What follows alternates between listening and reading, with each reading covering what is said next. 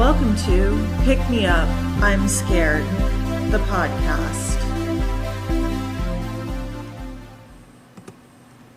I'm your host, Madeline. And I'm your co-host, David. It's our first time doing the episode in a couple weeks. Yeah, you've been on tour. Yeah, I did some book tour dates. I did Philadelphia and Boston. No, Philadelphia and Brooklyn. And then I am doing Santa Cruz on Tuesday, May 28th at Bookshop Santa Cruz. That's exciting. What do you like better, Brooklyn or Philadelphia? I mean, I love them both. Philadelphia has a special place in my heart, if I'm being perfectly honest. It's, you say it's one of your favorite cities. It's like the sister city to Fresno in your mind. In my mind, yes it is. I had a delightful time in Philadelphia. Also, both of these events were a lot smaller. The bookstores were smaller than the other ones, so they sold out. And at the Philadelphia location, all the books sold out, too. Oh, People nice. wanted to buy books, and they couldn't. So that was a good sign. So at first, I was worried because I was like, oh, no, like only 30 to 60 people RSVP'd.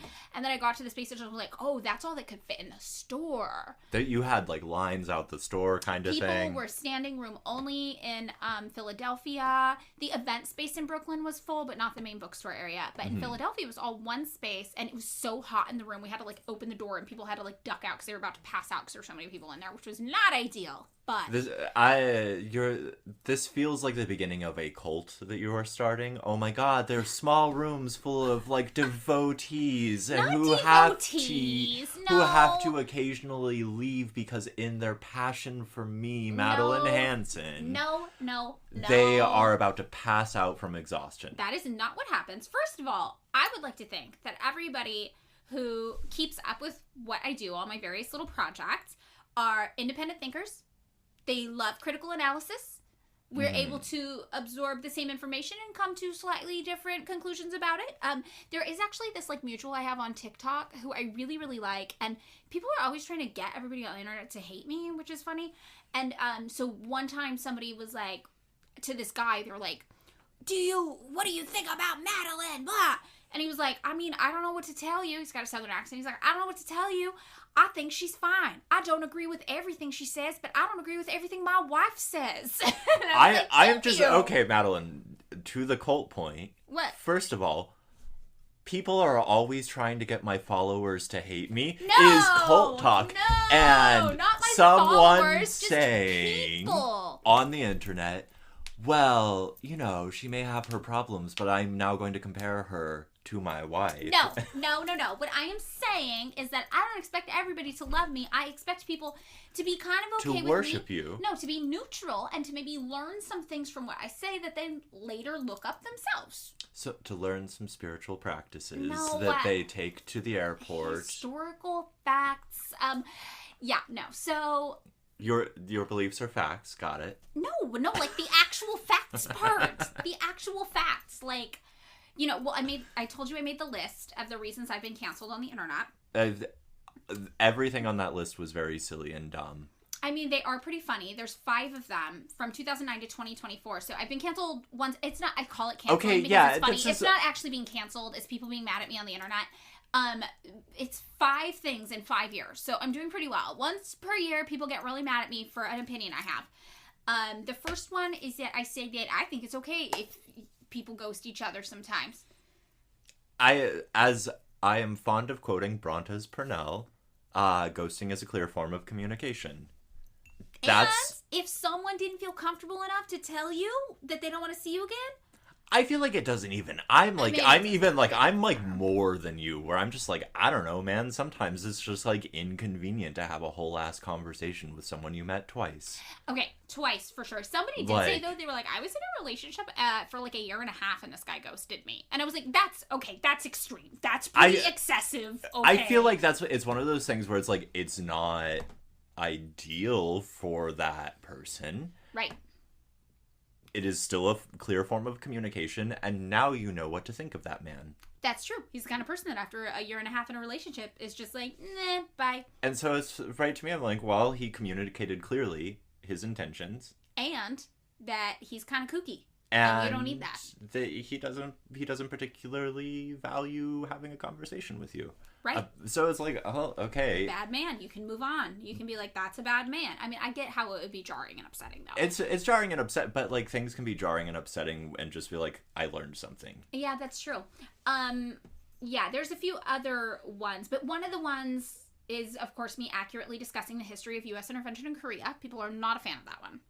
That's fine. I feel like the people who are not a fan of this, again, it's not canceling, as you said. It's just like people are angry at you, slightly misinformed, and like operating entirely off of probably like the fumes of some shit they heard on like the television 2 years ago. No, that's totally true. You're totally right. It is wild though, because I like stumbled on a comment section and somebody was like, "Hey, just so you know, you shouldn't support this company, Tunnel Vision, because the owner doesn't believe North Korean defectors." And I was like, hey, this is really awkward. This just came up on my For You page. I want you to know I do believe some North Korean defectors, and you should watch Loyal Citizens of Pyongyang. I also, here's the thing. Okay, those are North Korean defectors. Hot take. I don't really give a shit what the people who own companies or whatever believe. Like, their beliefs are not real. I care what they do. If they, for example, like union bust or like exploit their workers or do so, or like, you know, try to use misleading bullshit to pass fucked up laws that keep people from doing good labor stuff. Yeah. I'm like, that's bad. That's bad. But like, you can believe all sorts of kooky shit, and I'll just be like, well, you believe some kooky shit, but you make a good waffle iron. Yeah. Also, I feel like I've been pretty upfront about my views about U.S. imperialism. To me, it's like, I don't know. It's parasocial weirdness about like a T-shirt or whatever, and I don't subscribe to that. It's totally true. Anyway, so that's what's been going on in my life. Book tour. Come out and see me, Santa Cruz. And again, just for anybody, you don't have to love me. You know? You just have to unwaveringly support you. No! And also... just don't be weird on the internet, man. There's a lot of people that I'm like, I follow this person. I vibe with them. We're not 100% in line on everything, but I still vibe with them. That is what I would hope people would take You want them to experience your cosmic vibrations in like a... You're making it sound culty. It's maybe not culty. Like a compound setting? No. I'm just saying, I think a general, we're walking side by side, hey, you're all right, man. The kind of, like, when you have a friend who's got an opinion where you're like, oh, I got a different take on that, haha, and then you talk about it, and then it's done. As long as the opinions aren't evil. So this is like you're walking side by side with them, perhaps through the sand, and then they look backwards, and they only see one set of footprints. That's what you're telling me. Yes, okay. David, I am Jesus. You got it out of me. Okay, well, let's get into the episode now that you have successfully convinced me that I'm a cult leader, but I don't think I am. And that's what they all say. That'll be fun for the OCD to ruminate on later. Thank you for that. Oh, okay. It's fine. It's people who doubt you. Or gaslighting me into thinking I'm a narcissist and taking advantage of my OCD. No. Okay. Goddamn. Now I feel full. No. For anybody listening, David has not gaslit me into thinking I'm a narcissist in an effort to manipulate me via my OCD. Yeah, I mean, you all can't cancel me because I have no internet presence. God, I'm so jealous of that. Oh, also, speaking of OCD, I did read a book before I go on that I think is interesting and worthwhile for anybody else who might have OCD. Mm-hmm. It is Maria Bamford's book, Sure, I'll Join Your Cult, speaking of cults. And it's about her kind of experience growing up with mental illness and trying to fit in and belong. It's not actually about cults, but she talks about the different groups in her life she's tried desperately to belong to feel normal, and it's really good. And in the end, she's like, nothing made me feel as good as getting on the right medication. Hey, but it's she's a stand-up comedian, and she's very funny and very interesting, and at times the book is very sad, and it is written in the most chaotic way a book could be written. Mm-hmm. Which is hard to get into for the first 2 chapters, but once you get the hang of it, you're like, okay. And it is available as an audiobook on Spotify for free with premium, I believe, if you have Spotify premium. The most chaotic way a book, like the first 100 or so pages are just her describing wanting to go to sleep and her mother's not there. Like Proust, right? That's like Proust. No, there's sound effects Oh, okay. That it's and the pretty audiobook. spooky. Oh, that's Yeah, it's pretty wild, but you get used to it, and then you're like, there's something here that's interesting. Mhm. So I liked the book. So if you guys are looking for somebody to relate to about being mentally ill and trying to move through the world, I like her book. I like her. She's cool. Okay, so Maddie, what are we talking about today? Today, what we are talking about is something that I'm surprised we haven't done an episode on already, honestly. I mean, when you sent me, like, the list of things, I was like, oh, do that, obviously. Obviously. It is the School of the Americas. Hell yeah. Yeah, also known as the Western Hemisphere Institute for Security Cooperation, or WINSEC. And it's in, like, Georgia now, right? It is in Virginia. Okay. I believe it's in Virginia. Well, you know what, actually? No, it is in Georgia. It's in Fort Benning, Georgia. Yeah. I assumed Virginia because I thought it was next to the Washington, D.C. stuff and Langley. But no, you're right. It is. It's in Fort Benning, Georgia. Which, like, do you recall some, like, during, like, the OC episode, the thing about, like, Africans or I think it was Ethiopians training on behalf of the UN to take over the United States in Georgia? No, but it's making more sense now. Well, no, this was back at, like, during the OC conservatism thing. There was some, like, conservative crank. Yeah, but is it... we'll get this into is, the like, the timeline. opposite of that, but true. But true. Yeah. Okay. There is something to be said here. Also, I did this research, like, 2 weeks ago. So I was telling David before we started recording, it's going to be, like, some of the details I'm relearning again because so much has happened since I did this research. So it's going to definitely be a two-parter. It's going to be a long one. There's a lot going on here. But I am pretty excited to get into it because it is one of those things that when you hear about it, you're like, is this real? And when you're describing the details, it's one of those things that's like an everyday horror. You're like, of course our government is doing this. And it's almost like when you get so inundated with bad things that it becomes just like a white noise, like, doo, and you like stop hearing how bad it is.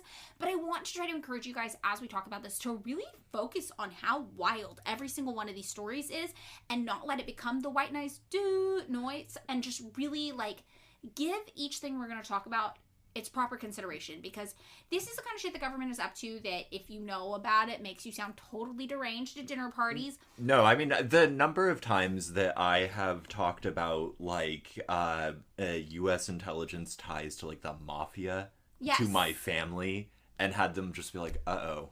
Yeah. People will be like, do we need to call someone? Do you have a friend nearby? Which ties in great with the Maria Bamford book. She talks about your friends helping you through mental illness. I love that. But no, this is all very real stuff. So I'm going to start off with some quick facts to kind of prep us on what's really going on, and then we're going to get into the history of this thing. What's really going on? What's really going on? No, it sounds conspiratorial. Why? You're trying to really make me sound kooky this episode. Also, I got so excited. I ordered your birthday present already, and it's a book.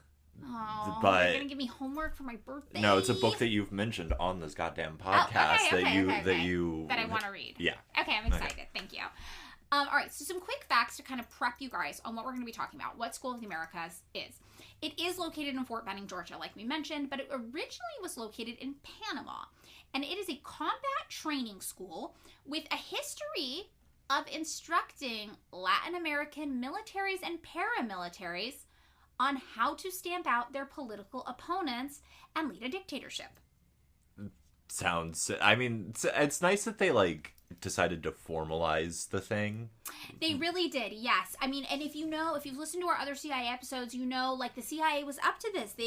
And even to this day, National Endowment for Democracy is up to this. They'll go into countries who are a bit resistant to American imperialism, and they will identify people there that they're like, this person has potential. And then they'll find that person, and they'll basically groom them to do a color revolution, to overthrow a government. They're talent spotters in intelligence jargon. They are talent spotters for dictators. And this is where these people that are spotted are often trained. So the School of the Americas, we're going to call it that throughout most of the episode, even though at one point they do change their name to WINSEC. They go formerly known as School of the Americas. Exactly. We might also refer to them as SOA, just as an abbreviation. They have trained more than 83,000 Latin American military or paramilitary members, security forces they call it, since being founded. And this includes more than 16 people who would go on to be state leaders. And state leaders is a generous way of describing this. This includes more than 16 people who would basically go on to be dictators. That's, I feel like this is, if I were a betting man, I would just look at, like, the current class of whatever the School of Americas is going by now. WinSec. And be like, I feel like I can see some good dictators here. Yeah. I'm going to start putting odds on who's going to overthrow which government. I think you probably could do that. And I don't want to spoil who's currently getting trained there. But Okay. we will talk about that when we wrap this episode up. So, in addition to training people who would later go on to be dictators, it's also been a notorious training ground for torturers, people who've committed some of the worst human rights atrocities in Latin America, people committing massacres just throughout the Western Hemisphere. Well, that just goes hand in hand with the dictators thing. Like, if you're a dictator and you don't torture someone, like, have you even dictated? No, that's true, but it's not just them. It's torturers working under these dictators. Yeah. I mean, it's a wide range of levels of power, like, within these kind of organizations. So the graduates also, on top of including, so it's 16 people who would go on to lead countries. Around 12 people commonly refer to them as dictators. And also some of, just like in general, speaking of like military people, some of the worst human rights violators like in the continent. That sounds cool. I mean, it's something. It's something. Former Panamanian President Jorge Ilueca stated that the School of the Americas was, quote, the biggest base for destabilization in Latin America. Okay, because I don't know the context of this quote. Yeah. Was he proud of that? Because, like, the thing was there, or was he like, oh no. Remember how the school used to be in Panama? It's, okay, got it. Eventually got to the point where Panama was like, you guys are so fucked up and so blatantly obvious about it that our people don't trust us anymore. Like, you're fucking up our ability to, like, move here because you're not making moves in silence. You're being really vocal about doing all your fucked up weird USA shit here. And we just can't do it anymore, man. We just can't work with you anymore. So, this has led some people to say, SOA, School of the Americas, more like School of the Assassins. And that is its nickname internationally. Honestly, I feel like that's a pretty cool name. I mean, I'm honestly surprised that there hasn't been some, like, weird ABC, NBC primetime TV show glorifying WinSec SOA and being like, that's right. We are getting trained by the best of the best to spread democracy around the globe. Like, you're talking like JAG. Do you remember that thing from the 90s that was about the, like, Navy lawyers or whatever? Oh, is that NCIS? No, this is from the 90s, but NCIS that's also. Of the 2000s. Yeah. Navy crime, blah, blah. Yeah, or like, there's these TV shows that have come out, like, in the 2010s that are like, she's an FBI agent. She's at Langley's working for the CIA doing democracy. And like this one show on Netflix that just came out. I just feel like there's all these shows that are aggressively targeted like towards your uncle. Not like your specific uncle, but like one's uncle. Oh yeah, I never had an uncle. I don't know what that would be like. Okay. This is why I'm so fucked in the head. Yeah, interesting. But I have an uncle and I do like him. When Chris first met him, he was like, yeah, your uncle just kept talking to me about how much he loves capitalism. And I was like, oh, yeah, that sounds right. And for reference, my uncle is missing a finger. He lost a finger, I'm pretty sure, working a job and was never compensated for it. And now his job is that so Chris, my boyfriend, I'm going to do the reveal, was like, does he have like a really high up job or something? He's making a lot of money. I was like, no, he stocks the shelves at a pet supply store for minimum wage. I mean, listen, as someone who thinks that all labor is dignified, with very few exceptions, I have my exceptions. Is it Raytheon and Lockheed Martin? Yeah, if you work there, you should just fucking yeah. leave and walk away. Go it's not away. Okay. Yeah. Like not leave. I mean, leave the company, but also just leave. Just leave. Yeah. Go. Disappear. I mean, the job is dignified, but it is interesting. I mean, that he would be like, "This is working for me." I think that's. I mean, if the job is fine. The pay is the problem. I don't know. Like, presumably, he's like, "Listen, the job is its own reward. I love pet supplies." He probably does. Honestly, I like my uncle. My uncle is a likable, nice guy. He loves me. He's one of the few family members, besides my dad and my grandparents, who always went out of their way to just be really sweet to me when I was a child. I was a very shy, sensitive child. I didn't talk or make eye contact with adults.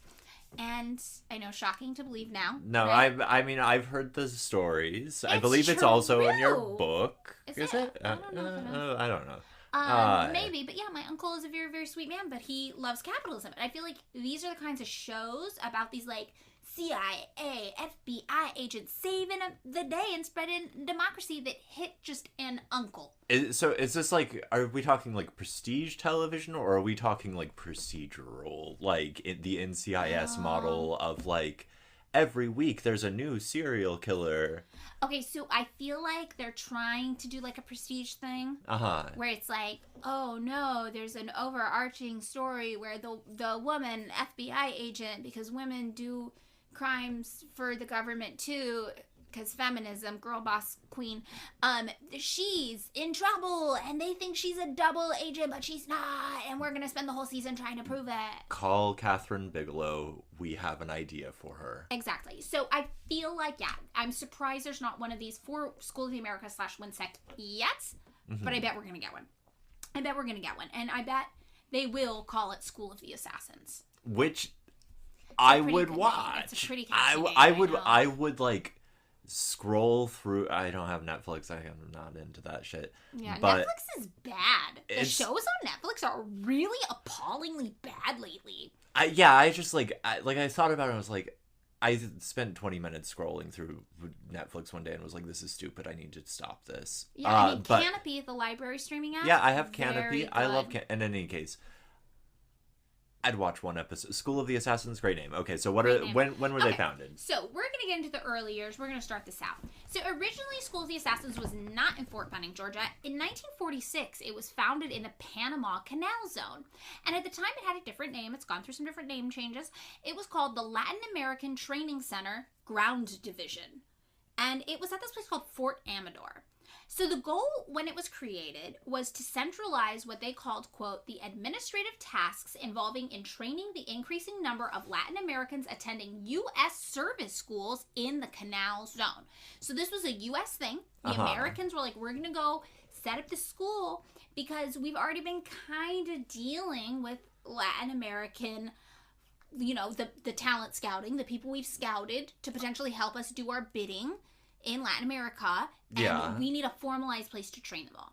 And so 46 is early, like, in terms of, like, American empire building, right? Like, I guess you can think about, like, the Philippines during the Spanish-American War. You can think about Cuba. You can think about Puerto Rico. But this is early for us, like, being like, we're doing empire in, like, our, like, weird little American way. It really is pretty early on. It is... Yeah, pretty sure, because it's, you know, World War II. Yeah. You know, around this time. So it is pretty early on. But, you know, the Panama Canal has obviously always been a key resource for trade for the United States. Yeah, right. It's what stops you from having to go around, like, the, like, tip of South America. Right. So the more of a presence that the United States can have there, you know, the better it's going to be economically. And we all know economically is the key motivating, you know, way anything gets done, or the reason anything gets done. So, starting out early on, when it was still the Latin American Training Center Ground Division, they trained Latin American military personnel to use artillery and advanced weapons purchased from the United States and provided instruction in what they called nation building, which is one of those things that, again, can sound like white noise. It can sound like nothing. Nation building, though. Really stop and think about what that means. Like, what does that mean to you, David? I mean, right, like, you know me. I think nationalism as an ideology, like, not just like, oh, nationalism is like, we all have this idea of ourselves as like one people and we would like a state thing. No, it's like a political ideology. Right, like, I think it's bankrupt. I think it's a bad ideology. I think it's stupid. I think it has utility for marginalized, colonized, and oppressed people. Fair enough. This is probably not the time to get into that whole okay. business. This is a point of contention between us. Right. Like, I kind of think that, like, if nationalism is going to do anything utility type wise, you can't have, like, some other country do it for you. Yeah, the United States can't go into Latin America and be like, we're gonna build your nations. Like, I mean, like, for some reason in my head, the nation that it's like, they're like TaskRabbits for your, like, IKEA nation. For your IKEA puppet nation that will just answer to the United States and do its bidding. Yeah, they're like, down there. Oh my god, you got your nation flat pack sent to you and you don't own a screwdriver? School of Americas is going to help. Yes, I know. I like this analogy. School of the Americas is the TaskRabbit, and the United States is the IKEA. And the nation they're building is a sock puppet country that does the bidding of the United States at the expense of Latin American people. Yeah. Yes. So we actually have a quote from like some early documents that kind of talked about this. And they say the school evolved from a development of a hemisphere defense program during World War II. That's why it's so early. Mm-hmm. Prior to that war, European countries, notably Germany, Italy, and France, provided air, ground, and naval missions throughout the Americas. So there was this kind of precedent for the West. I mean, I don't know if you want to call it quote unquote, like helping is how it's marketed throughout Latin America. But we all know it's obviously creating kind of like an empire-based relationship, right? To kind of control as much of these areas as we can. I mean, like the rub of it is also that, and like a lot of cases in South and Central America, as with like North America, a lot of those states were settler colonialist projects. Yeah. And as a consequence of which, there is this sort of like, you know, settler colonialist hegemonic power in, for example, Brazil or whatever. Right. Or like where they can just be like, yeah, we will definitely help these like former fucking like Spanish or Portuguese people. And like in helping, quote unquote, we're gonna help ourselves. Yeah, right. But there's like that relationship does make sense to me as like, oh, I get why like you're like a settler colonialist, like doing genocide against like indigenous people. Yep. And you would like some help on that. Yeah, no, that's totally what's going on here. So, with the advent of the war, right, this is still continuing with this quote, and the introduction of the U.S. Lend-Lease program. Uh-huh. Yeah, which is like lending military support and artillery and weaponry, whatever. And in the interest of inter-American solidarity, they call it, which is the North America, South America, Central America thing. Settler colonialist solidarity. Right. And this actually comes from this thing called the Declaration of Inter-American Solidarity and Cooperation, which is from 1936. So even earlier, which was adopted at the Inter-American Conference for the Maintenance of Peace, held in Buenos Aires, Argentina. Uh-huh. Right? So this is where this comes from. So it's been going back a while. The Latin American nations canceled their contracts with European countries and replaced them with like missions from the United States. So this is also, right, like the Marshall Plan stuff is happening in Europe. Like one of the big ways that the United States, especially in the post-World War II like era, is like, we are the ascendant superpower. We are going to flex our muscle by like spending shit tons of money on like economic programs and investments and all over the goddamn world because we're the superpower. Yeah, we're getting our little puppeteer hands all over these countries, and they're gonna dance like little marionettes for the United States. And where better to start than our own backyard, the Americas, Central America and South America. So, by 1941, as a direct result of Nazi fascist activity in the hemisphere, U.S. Army missions had been established in every capital in Latin America. So basically, this person who wrote this whole document out, kind of talking about the history of this, which is pretty rare and hard to find, and like every source, it will be linked in the description of the episode, so you can take a look at it. It's like a really interesting, I believe, PDF. They basically were afraid that Nazis were going to take over the whole world. I mean, there were a lot of Nazis, going to places like Chile and Argentina, like famously. Yeah, I've told you the story about my grandma who grew up, like, she went to boarding school in Argentina, but she grew up in Chile, boasting about her German boyfriend during World War II. Very scary. Which is like, and like, the more she talks about it, or talked about him, it was always like, I don't know about this guy. I don't think this is like one of those like weird utopian socialists who came there in the 20s. No, yeah, very, very, very scary. So yes, obviously there was a huge Nazi connection in Argentina, in Chile, and South America. So once established, these missions noted the lack of an effective military training capability in various Latin American countries, hello opportunity, and the need for instructing the armed forces of the various republics in the operation and maintenance of the U.S. weapons and equipment that they obtained under this Lend-Lease program. So they're like, look, you got our weapons. How are we supposed to teach people how to use them in a centralized way? And this is where we're like, there's identifying a need, and the School of the Americas is going to pop in and fulfill that need.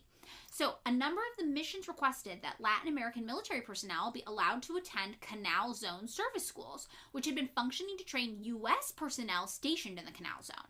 So, the U.S. already kind of had a system there, but for our own people. So then they started to be like, what if we just let these people who bought our weapons and don't, or lend, lease our weapons and don't really know how to use them come to your schools and they'll learn there. And this is kind of how this all got started, right?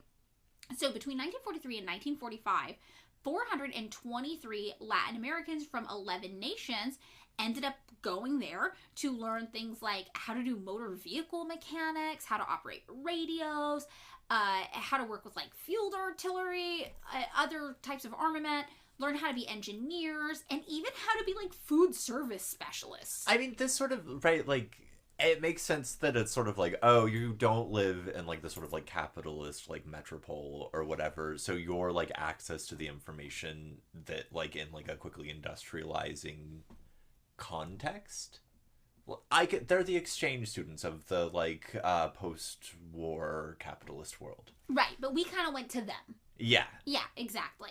And these schools were at first operating unofficially, and they didn't have like any recognition from what was called the War Department at the time. But by 1944, they were pretty like solidified as being important in the region. So in December of 1946, the Latin American Training Center Ground Division, right, was formally established. Remember, that was its first name, and its headquarters were, in the barracks at Fort Amador. So this kind of arrangement, as it was, continued until February 1st, 1949. But then all of the Army service schools in the Canal Zone were kind of consolidated, and they were relocated to this former hospital at Fort Gulick under the name U.S. Army Caribbean School, which is like USA Carib School is how it's abbreviated. You know, the government loves to abbreviate. Yeah, I feel like you gotta settle on something. Like, branding. I mean, I think they changed the branding on purpose, though, because they're like, well, you don't want to hear too much about one thing. You got to keep it fresh. Hence, National Endowment for Democracy instead of the CIA. When the heat gets on one, they're like, we'll just start... Like, to be clear, the CIA is still doing shit. I mean, the CIA is still doing shit. But the National Endowment for Democracy took over... They just outsourced some of the weird, either just called black propaganda and a lot of... Yeah. But to themselves. Yeah. They were like, we're going to make this new thing, and it's going to be staffed, with all these old CIA people, because it's definitely not still the CIA, and then you're going to do, like, a big part of the CIA stuff that the media kept catching us on. So, like, this is kind of how the U.S. government moves. It gets a little hot, people start to pay attention to something, and they're like, new name, new location, slightly different. They are those, like, internet hucksters who, like, start, like, failed business after failed business, and it's always the same thing, which is, like, drop shipping or whatever the fuck, but then they just, like, change the name every, like, few months because they're like, well, I guess that didn't work. Right. Or they're like somebody who has a bunch of troll accounts. You know, and like one gets too popular and they're like, I gotta start a new troll account. Totally. All of this. So this is kind of the business model, quote unquote, that the U.S. government is using with all these name changes and moving things around. So as USA Carib, this institution was still, operating primarily for the training of U.S. troops, mostly, with some courses, though, starting to be taught only in Spanish at the request of these Latin American countries. And the graduates of 1949 consisted of 743 U.S. military members and 251 Latin American members from 10 different countries. It's actually really progressive of the U.S. military to teach their, like, puppets in, like, their home language. I feel like we didn't get that in, like that was outlawed in California in the 90s. I'm just saying. True, yeah. We can't teach classes in Spanish here. But we can teach puppet dictators in Spanish. That's, and this all ties in because what we're going to see is the United States' role in destabilizing a lot of these Latin American countries with things like the people who are attending the School of the Americas. It drove a lot of northward migration from South and Central America. So a lot of families ended up immigrating to the United States specifically to escape what the United States did to these countries through operations like School of the Americas. Do you think there's any utility in them, like, instituting, like, a dual language immersion program? They probably have it, honestly. So, the United States kind of troop strength in the Canal Zone around 1949 started to get a little diminished. There was also some increased demand by Latin American governments, and that, like, it kind of switched the demographics from being basically 75% U.S. military members and 25% Latin American members. It kind of flipped it around. So by 1954, this was starting to change. And in 1956, all instruction in English was eliminated completely. And Spanish became the official academic language of the school. Okay, cool. So it's getting solidified. So by that time, approximately 8,000 U.S. soldiers had graduated from the school since its inception, and the majority of the 2,000 U.S. soldiers in attendance during the following 8 years, they were Puerto Rican. Okay. Right. So you talked about Puerto Rico, the empire building, this kind of thing. So by 1967, the number of U.S. graduates had reached 22,265. And this sharp increase was mostly due to this 5-year period when the present-day U.S. Army Jungle Operations Training Center was a part of the school operating as its like Jungle Operations Committee. So they were doing some other kind of, all these little, this is what I mean when I'm like, everything about the United States government is just like 20 different guys dressed up as one guy in a trench coat, but it's like, they move through the world as the same guy. Yeah. Or it's like there was some sort of like TV show when we were kids where you would take like a bunch of little things and then they would come together to form one big giant superhero, maybe? Through our powers, are you talking about Captain Planet? No, it's like little, like maybe they were Are you talking cars? About Power Rangers? Did they become one big giant They thing? did become like a bit, at the end of every episode. They become one giant Power Ranger. I can't remember. I never got home in time to watch Power Rangers. Got it. So I got like the last 5 minutes. And they became one big thing. And it's like they're all like in little. I was kind of thinking it was like Transformers. At one point, maybe a bunch of Transformers came together to make one big Transformer. I think this was like probably I have to imagine that like Power Rangers saw what Transformers was doing and they were like, what if we did that but we made everything colors? Okay, got it. So and dinosaurs. Whatever your childhood fixation was, if there was some element where a bunch of tiny heroes came together and became one big superhero, that's what the entire U.S. government is, but it's evil. I feel like, right, because they're trying to teach teamwork or whatever, but they're also teaching collectivism. Oh. Every goddamn show. Well, you also remember, we've talked about this in previous episodes, that the United States always saw what the socialists were doing, and they were like, how do we implement some of that? Because it's really effective at organizing. Yeah, let's do the Marxist-Leninism, but we're going to call it the John Birch Society. Right, exactly. So, this is what was going on. And, on July 1st, 1963, the school's name was changed again to the U.S. Army School of the Americas to better reflect what people called its hemispheric orientation. Okay, got it. So, School of the Americas. So, if you had to guess, David, from the jump, what the school was obsessed with. I'm going to assume economic development in Guatemala would be on the top of my list. Let's go broader. If the School of the Americas was picking one enemy to train all these troops to fight. Obsessed with, obsessively hating. Yes. Got it. Communism. It's always communism. Yes. Which is like the shibboleth that basically since the 1870s has been the thing that was I fucking hate that. Yes. And it's true. The United States, anytime we do something, it's eugenics, racism, or our hatred of communism. And probably all together. Somehow. Yes. It's all one thing, actually. Especially when the haunts of the communist thing, to totally paraphrase Marx and use it in a way that he would have hated.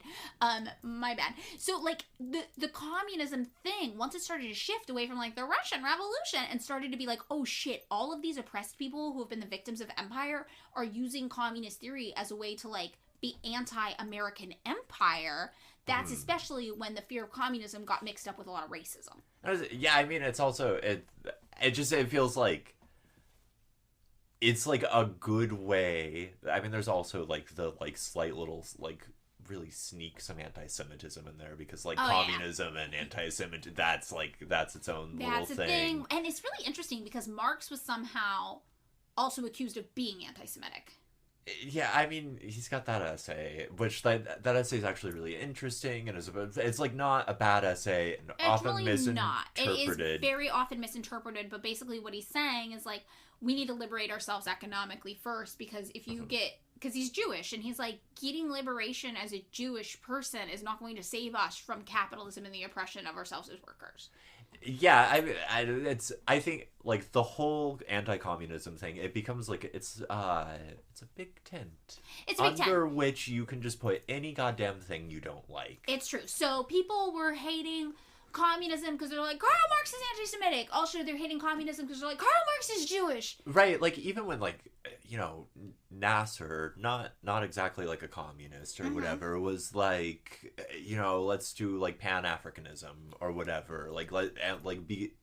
For, like, the very simple and very realistic reasons, like, yeah, we're all of these little post-colonial states who don't have a tremendous amount of economic influence. If we all got together, we could, like, maybe fucking, like, be able to survive on, like, the world economic stage.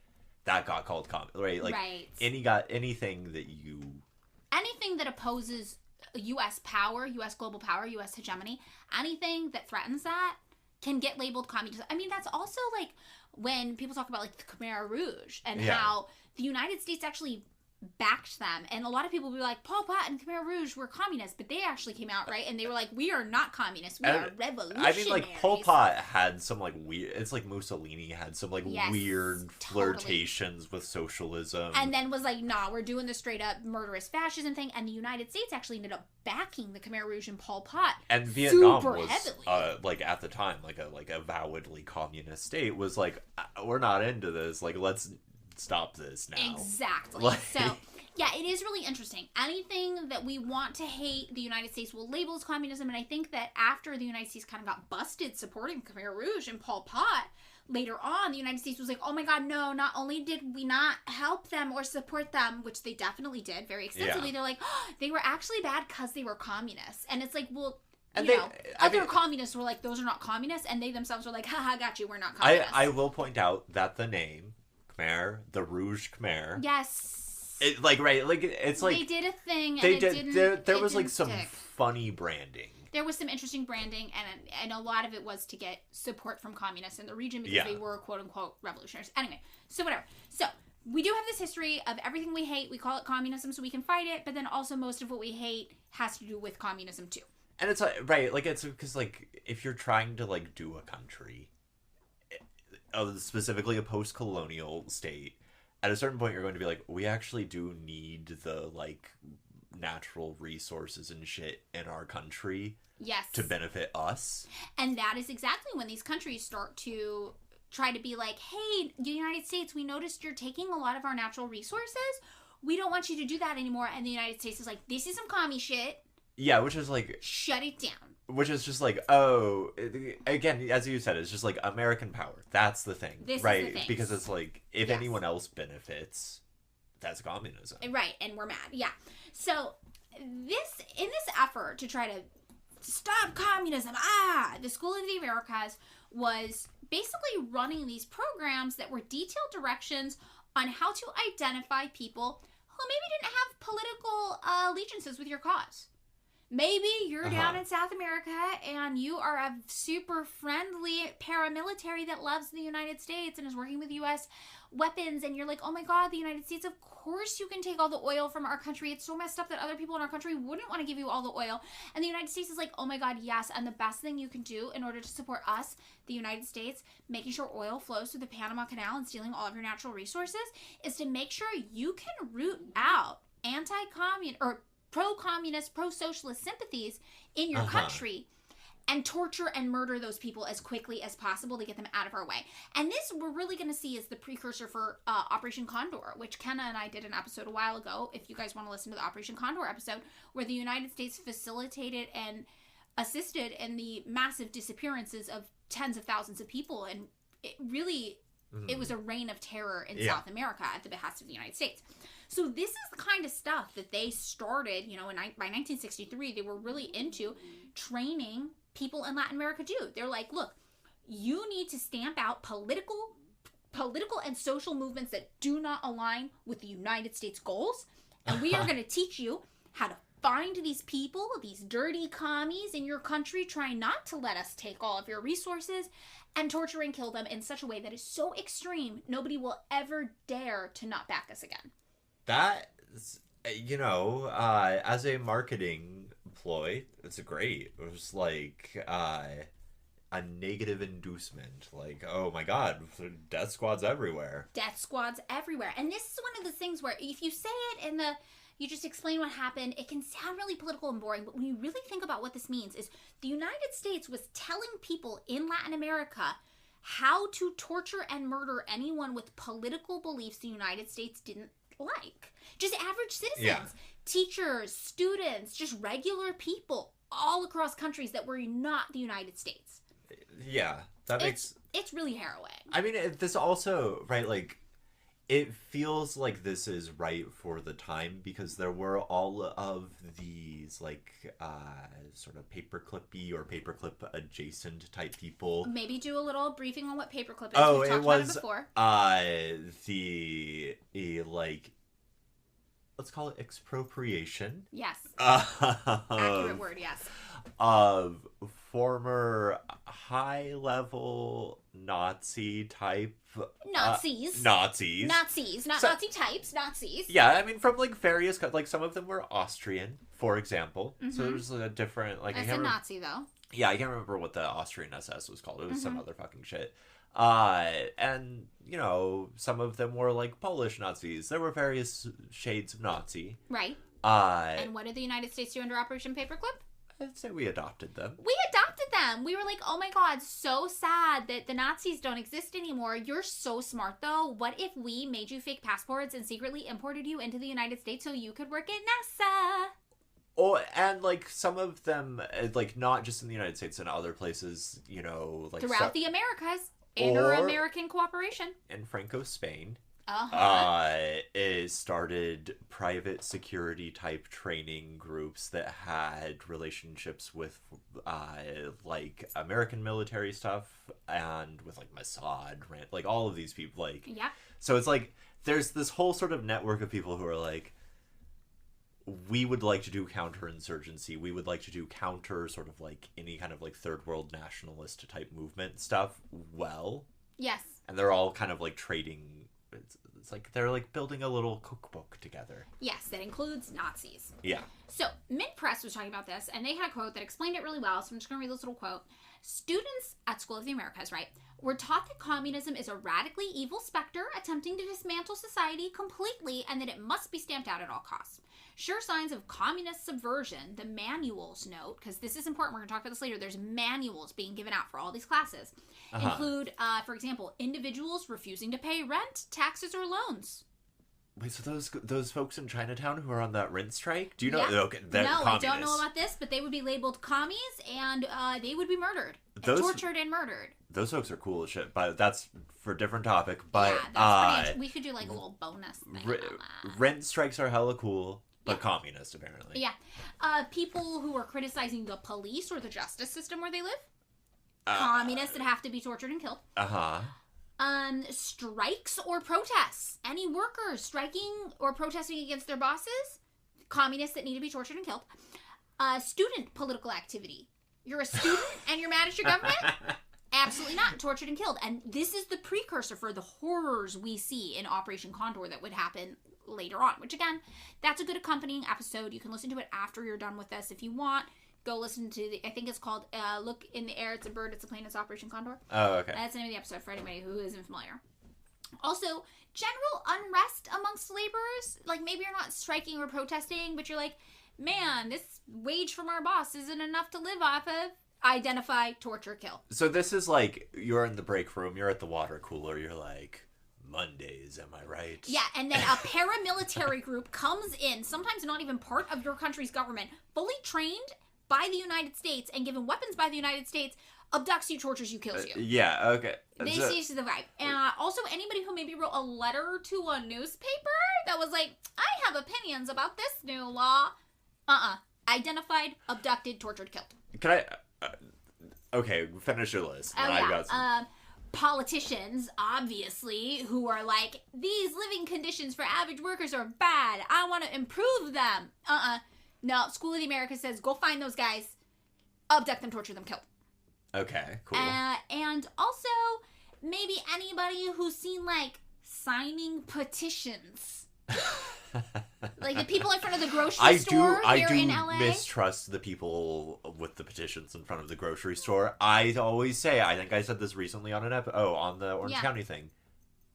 always say, I'm sorry, I'll go home and do my research. I'm sure you'll be here next week. And by do your research, do you mean abduct, torture, and kill them?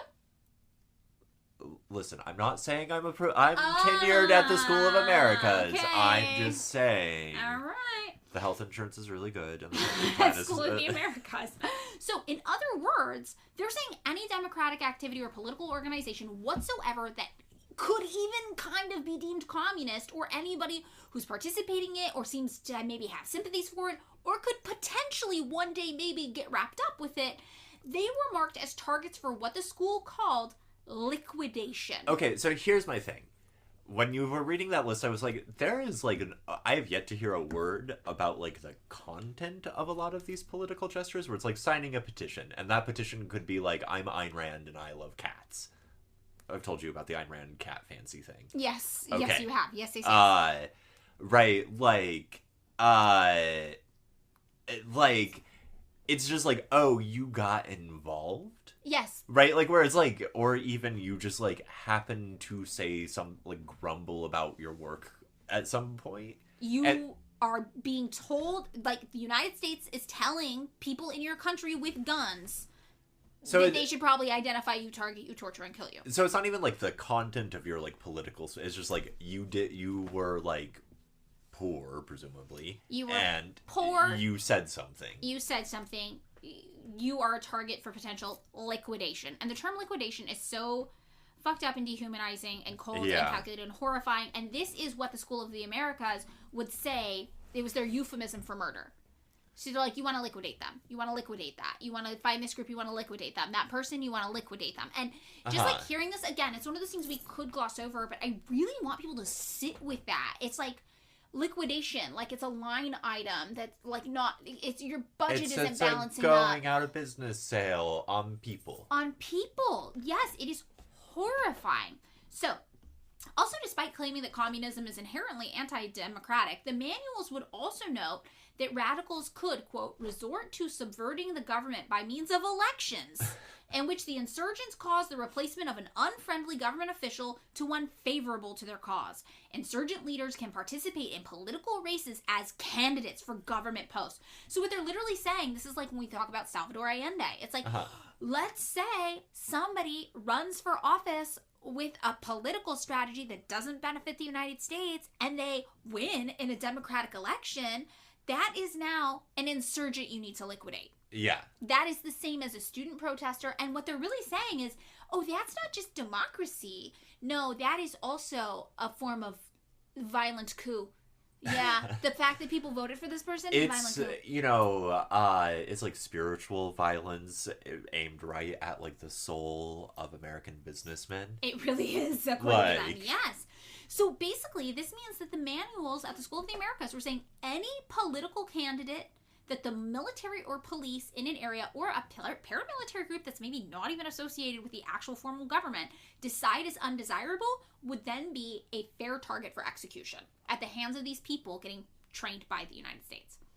So according to testimony from a former student, the school would often kidnap civilians in Panama and use them as live test subjects for students at the School of the Americas to practice torture on.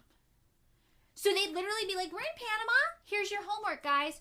Go abduct a person, kidnap them, bring them here, and we're going to practice torturing them. Jesus. Yes, and this is what somebody who attended the school said. Leslie Gill, who's a professor at Vanderbilt University and the author of a book called The School of the Americas, Military Training and Political Violence in the Americas, says that with the School of the Americas' help, all across Latin America, quote, militaries became more like hyper-reactionary, hyper-armed internal police forces than organizations that were supposed to protect national borders from invasion. So basically, we're talking about changing militaries to basically be secret police. No, I mean, this is also, right, one of the things that I don't think starts with the post-war period, but, like, becomes really intensified is also, like, military is being completely disarticulated from, like, the government. Yes. Where it's just like, nah, the militaries do it. Like, they're their own sort of, like, arbiters of what constitutes what their reason for existing is. Right, they don't answer to anybody. They answer to themselves. So the focus was often on civilians, peasants, poor people like we talked about, or just people who had even really minor grievances with the government. Like, I don't like this new law about the water flow. Whatever. I stood in line for 2 goddamn hours at the DMV. Exactly. Yes, these were people to be targeted. And Gill explained that this practice of sowing terror by massacring what they called, quote, soft targets was part of a directed drive to intimidate the population into accepting anything that their U.S.-backed dictatorship would want. So basically, they were actively targeting everyday people who were not that big of a deal in order to be like, oh yeah, you want to complain about the government that we instilled as a, puppet for the United States? You want to complain about them? Guess what? Your neighbor got mad about a new ordinance regarding gardening in their front yard, and we tortured the shit out of their family and killed them. Are you sure you want to complain? They were literally going after these quote-unquote soft targets that were just normal everyday people to try to terrorize the general population as much as possible. Because if it could have been your neighbor, it could be you. So, like, the reasoning was... presumably the soft targets are, like, less likely to expect. Like, they're like... you don't expect it. Like, you're like, I just said, like, this ordinance is stupid. It'd be like somebody from the CIA showing up at my front door. Yeah. I'd be like, me? What? I mean, I just say opinions on the internet. Nobody cares about me. But no, so this idea, usually people talk about, like, well, if you're like a flower and you're a poppy and you grow too tall, they cut you down. No, it's like they're cutting the short ones because they're like, the tall one won't even grow because they'll be like... There's nothing around it. Right. Yeah. So, Gill said, by destroying and disarticulating all kinds of popular organizations, from peasant groups to trade unions and student organizations, it really dismantled any kind of opposition to regressive state policies. So the violence really paved the way for neoliberalism in the 1980s. Okay. So it's just like, we're getting rid of all these people who might object as we go in there, privatize everything in the name of U.S. business, and extract all the resources we can while exploiting the labor force. So this is kind of the guiding ideology of the School of the Americas, how it was founded, what they were up to. Kill everyone, support American business. Yes, Okay. Exactly. So what we're going to do now is we're going to talk about specific people who went to the School of the Americas and what they were doing in specific countries in Latin America with what they learned. Oh, cool. So we probably won't get through all of these countries in this episode. We're trying to keep the episode around 2 hours, so I think we'll pick back up with some more of them. This will be we'll interrupt in the middle of these. But the country we're going to start with is one of the big ones, and it's Argentina. Yeah, I was like, that's coming. It's pretty big. So, in 1946, Juan Perón was elected president with 56% of the popular vote. And anyone who has seen Evita knows about this. Have you seen Evita? This is Madonna, right? Madonna, Evita. Yeah. Don't Cry for Me, Argentina. I feel like my parents dragged me to that at the Fig Garden Theater when it came out. Yeah? I missed that theater. Nice theater. I didn't even know there was a theater there. It was before they did, like, stadium seating. It was a little tucked away theater. Yeah, so for anybody who didn't see Evita, Juan Perón's wife famously was Eva Duarte.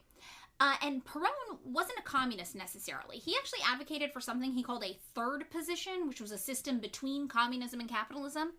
Everyone was, like, this was, like, every damn country or every, like, post-colonial state was, like, I think this is, like, tactical also, right? Think so, like, too. where it's like, look, we're not getting involved in what you guys are up to, like, fighting each other. We're just gonna be over here doing our own thing. We're a third separate thing you don't need to worry about. Please don't invade us. But, of course, the United States was like, nah, it's too close to communism. We won't invade you. We're already there. I mean, we're already there, but you'll do your own invasion. Yeah. Exactly. And this is really the U.S. government's kind of way of moving. Like, as war fell out of popularity, what we see, which we talked about with CIA, which we talked about with the National Endowment for Democracy, instead of the United States sending in our own troops, we're going to identify, we're going to talent scout people there, and we're just going to fund, and teach them how we would do it. To be clear, we still did wars. We still also did wars. There's look, man, we can't do wars everywhere. Some of you guys are going to... do your own wars on our behalf. Yeah. Yeah, no, that's totally true. So, Perón is like, we're doing this new third position, and he set Argentina on a course of industrialization and state intervention in the economy, which was calculated in order to provide greater economic and social benefits for the working class. Sounds like commie shit. Yeah. Yeah, privatizing things to help the working class. The United States is not going to like that. So this obviously necessarily came along with a staunch anti-American and anti-British position. Yeah. Because the British and the American businesses were the ones that were in there exploiting all the resources and taking everything from them. So the United States obviously did not like this. So, of course, the United States, not happy. What happens? 1955, Perón is overthrown by an Army-Navy revolt, like you were talking about. Like, these militaries aren't even answering to the government. They're their own separate thing. And he ends up fleeing to Paraguay and then ultimately to Spain. Yeah. So, meanwhile, Peronists, as they came to be called. But, like, also, I gotta, like, look, if you're fleeing to Spain, I'm just gonna throw this out there, you're probably not a communist. In 1950, whatever. Well, 1955, first he went to Paraguay. Well, yeah, but okay. And then a little bit later, Spain, but I'm just saying, if you are fleeing to Spain in 1955, you're not a communist. Yeah. Third position. It's just, yeah. No, seriously, very much. It is one of those things where it's like, you're not a communist, but you're just like, the United States and Britain can't own our country. Yeah, which... Pretty baseline thing to be upset with, I think. So, all these Peronists, though, people who, this is what they came to be called after he was overthrown, who were like, no, we liked him, we elected him for a reason, they started to get actually more popular in Argentina. So this backfired. This is, like the people who get, like, really defensive about a pop star when that pop star gets, like, called out. Stan culture. Yes. Also, they were right to be mad when they were like, we elected this guy. How fucking dare you? No, I'm not saying... Because if your country says you've got a democracy and this is the guy you elected... Yeah. He's popular for a reason. He's popular for a reason. People liked him. And this actually just made people like him even more. So, by March 1971, there was a new military regime taking over. General Alejandro Llanusse. Yeah, I think that's the pronunciation. That's what I'm going to use. Took power. And he vowed to restore constitutional democracy for the first time since 1955, since Perón, and allow for political parties again. Yeah. So, this included the Peronists. By 1973, the Peronists... And Perón comes back eventually, right? We will see him come back. So, in 1973, Peronist candidates ended up winning the presidency as well as majorities in the legislature. And yeah, in June of 1973, Perón was welcomed back to Argentina, and everybody was really excited about it. Because they're like, it's like he's doing a reunion tour. This is like when the Pixies got back together or something. Right. And in October, they even had a special election to make him president again. Mm-hmm. And he insisted that his new wife, Isabel, would become vice president. Okay, that one's... Perón is not... I'm never, like, anytime I read about Perón, I'm like... That's cool. Like, this is a... like. He became more of, like, a symbol, I think, for no, people I like... But I'm not Argentinian. Maybe if you're Argentinian and you've got some special insight based on your family and their relationship with Perón in the past, you know, there's a place on Spotify where you can leave a little comment about the episode. We'd love to hear what you guys think. Yeah, no, it's just, like, anytime I read about his policies, I'm like, okay, cool. Pretty like, it's anti-imperial moderate. Milquetoast form of anti-imperial, yeah, right, where it's like, we're just gonna be normal. It's bourgeois revolution. It's like bourgeois liberalism is what I get from him. And also, his new wife Isabel was not popular. They were like, we want Madonna back. Well, they were just like, what is this chick? Why is she vice president? Okay, whatever. And this actually ends up being important because in 1974 Perón died, so Isabel became president. That one, this is like the Pixies without Kim Deal. Yeah, exactly. Yeah. But Paz, who took Kim Deal's place... Yeah, we've talked about this. Very cool. I love Paz. So, in May of 1976, there was another coup because Isabel was not very popular, and naval officer Emilio Massera ended up being the one who undertook this military coup against Isabel Perón. So, it wasn't actually just Massera. It was called the Junta of Three. and it includes General Jorge Videla Redondo and one other high-ranking military official. But Massera is interesting because of his connection to the School of the Americas. He's an alumni. Oh, yeah, he's an alumni. And sorry if you guys are listening. I put a throat lozenges. Doing the tours in allergy season for the book has really affected my throat a lot. So, sorry if you hear that rattling around in there. So yeah, basically, Massera was talent scouted by the United States government for his opposition to communism. He is a real go-getter. Really was. So he ended up attending the School of the Americas, which was then located back in Panama, and he installed an interrogation and torture center in the Naval School of Mechanics in Argentina. You're like, oh my god, I have to work on, like, the little truck that, like, goes to, like, refuel a boat. And, like, Massera just, like, walks in and is like, hey, so, like, I noticed you have an empty warehouse there. I'm gonna hang a guy. If you hear screams, just put on your headphones. Look the other way. Look the other way. Yeah. So, if you listen to our episode on Operation Condor, what we're about to talk about will not be a surprise, but it will still, yes, horrify you to remember.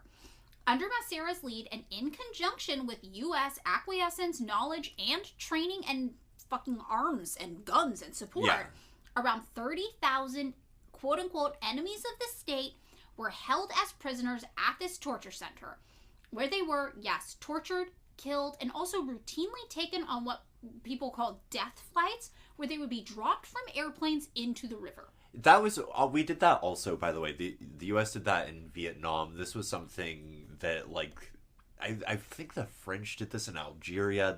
The dropping from the helicopter thing was, like, a real, like, post-colonial power, like, fuck you. Yeah, I mean, it's terrifying. And that's the thing, it's terrorism. We're doing terrorism. Also, newborn babies from women who gave birth while in captivity, they were sold or given away to military families and members of the police force. So when we talk about adoption as a way to buy and sell and trade children from less powerful people in society to more powerful people in society, this is a part of that conversation too. Yeah. And Ken and I did an episode on adoption as well. Obviously an extreme example of that. Right, but, you know, this is kind of people viewing and normalizing children as commodities, and in the United States, this goes back to our treatment of indigenous people. Yeah. And we still kind of replicate that power structure with adoption. So in 1999, an international arrest warrant was actually issued for Massera. That's how messed up he was. But all of these techniques... so like something like maybe the ICC or some shit... Topical, yeah. ...was like, hey man, you're getting a little bit extreme here. Like, we're down with some torture, but, like... But, like, you can't be too flagrant about it. We're down with some murder of civilians. But this is a little too much. Sounds familiar. That's what's happening with Israel right now. Yeah, it was so funny, the Netanyahu arrest warrant shit. Very funny. It's wild. I mean, today was, like, especially harrowing. This is Sunday when we're recording it in Gaza News. Yeah. There was... It was especially harrowing. There was some stuff that came out in the media that was very, very hard to watch about the gratuitous bombing. I mean, yeah, it was a hard day on social media. I mean, not just in social media. Social media is the lens through which we view this. It was a hard day for the world. A day, and, like, I don't... The amount of suffering that exists on this planet is too much. It's too much, and it's been bad, and it was a bad day in a series of bad days, and it's really horrifying. So, we talk about the ICCJ, for example, being like, hey, you need to cool it on the torture and the bombing of innocent civilians and the killing people, like, is relevant today, talking about with Israel. This is kind of what was going on. An international arrest warrant in 1999 was issued for Massera because of all of the 30,000 people, right, who were taken to this torture center. Those are those who were transported to the torture center to be brutally tortured and murdered for all the things we talked about before. That the School of Americas was like, these are bad guys. It could be you get mad at a single government ordinance, or you complain a little too loudly to your coworker, or you're a student and you're like, I think theoretically politics should be like this. These are average people getting abducted, taken away. And one of our mutual friends, whose name I won't mention for privacy, her mother was a college student in Argentina during this time, and she describes many of her friends going missing. Yeah. And she was like, you don't say you're a socialist because bad things will happen to you. And she was really traumatized by this and ended up coming to the United States because she was like, the United States is maybe the only place the United States won't do this in. Yeah. Yeah. Mm-hmm. So really, really, really terrifying. And again, this is exactly textbook what the School of the Americas was teaching people to do. Teaching people like Massera who went to the School of America. This is, I feel like when we did the Kissinger episode, there was that testimony from the woman who was held in an internment camp or prison next to a stadium when, like, the World Cup was playing, and she was like, oh, we heard the cheers of the World Cup happening while we were in prison. Yeah. Yeah. Really, really horrifying. So, the other notable person in this junta of three that overthrew Perón was Videla. And he also trained at the School of the Americas facility in Panama. And he, again, yes, participated in the disappearances of those 30,000 people and coordinated acts of repression as well in neighboring Chile, Uruguay, and Paraguay under Operation Condor. And if you haven't listened to the episode yet, I'm just going to tell you a little bit about Operation Condor. It's basically a U.S.-backed plan that allowed these countries in Latin America to violate the sanctity and sovereignty of each other's borders and just, like, have your military guys enter any other country you want and abduct whoever you want there that was causing you a problem and just kill them, do whatever you want. As always with, like, capitalism as a thing, there are open borders for everything but people. Exactly. So basically, to imagine this, imagine you're in the United States and you're talking shit about Israel, for example. You're like, Israel's doing all this fucked up stuff, you know, they're murdering all these people, and the U.S. government just allows Israel to come into your house here in the United States and murder you. I mean, the IDF does train. The IDF does train. A lot the NYPD, police, yeah. Yeah, and, like, you know, but it's even more direct than that. I mean, all of the cop cities, like, I was looking at a map today of, like, cop cities and, like, cop training stuff around the United States and how many of police departments either receive funding, training, or share information with the IDF. And it's pretty harrowing, yeah. Bad. It's pretty bad. So, yeah, this guy, Videla, who, you know, worked in conjunction with Massera and kind of got the okay from Operation Condor, he was president of the military junta from 1976 to 1981 in Argentina. And in 1980, internal CIA documents included diplomatic and militaristic support plans for Argentina. And I just think this was interesting to see. The CIA stated goals. It says the objectives. Our principal objectives in moving to improve our relationship with Argentina are to foster Argentina's identification with the West and thus to contain Soviet political and economic influence, encourage further specific improvements in human rights practices, seek assistance on appropriate East-West issues like grains, and obtain progress on non-proliferation objectives, particularly full-scope safeguards and ratification of the Treaty of Tlatelolco, and foster increased sensitivity among Argentine leaders to global non-proliferation concerns. So, go back to human rights. Was to foster human rights? Foster Argentina's identification with the West? I think it was encourage further specific improvements in human rights practices. Yeah. So basically, this is the thing we were talking about. It's like, you can be sketchy, but you can't be so sketchy that it reaches a point. Oh, Fork is yelling to be let out. Hold on, I live in service of this dog. Okay, Fork's needs have been appropriately met. Sorry. But yeah, no, so this is kind of what we're talking about, where the United States is like, well, you can do it, but be a little less obvious because you're making it look bad. I also like this is I'm sure said this a few times. The Soviet Union by the 50s had given up any pretense. Like, right, they were helping with money sometimes, some places. But they were, for the most part, like, look, we're not doing international rebel. Like, that's not our thing. Like, we're not trying, we're just trying to, like, get along as best we damn can. Right. So, combating Soviet influence is dumb. It's not a real thing. But we can see the United States just has this obsession, right? This obsession with fighting communism.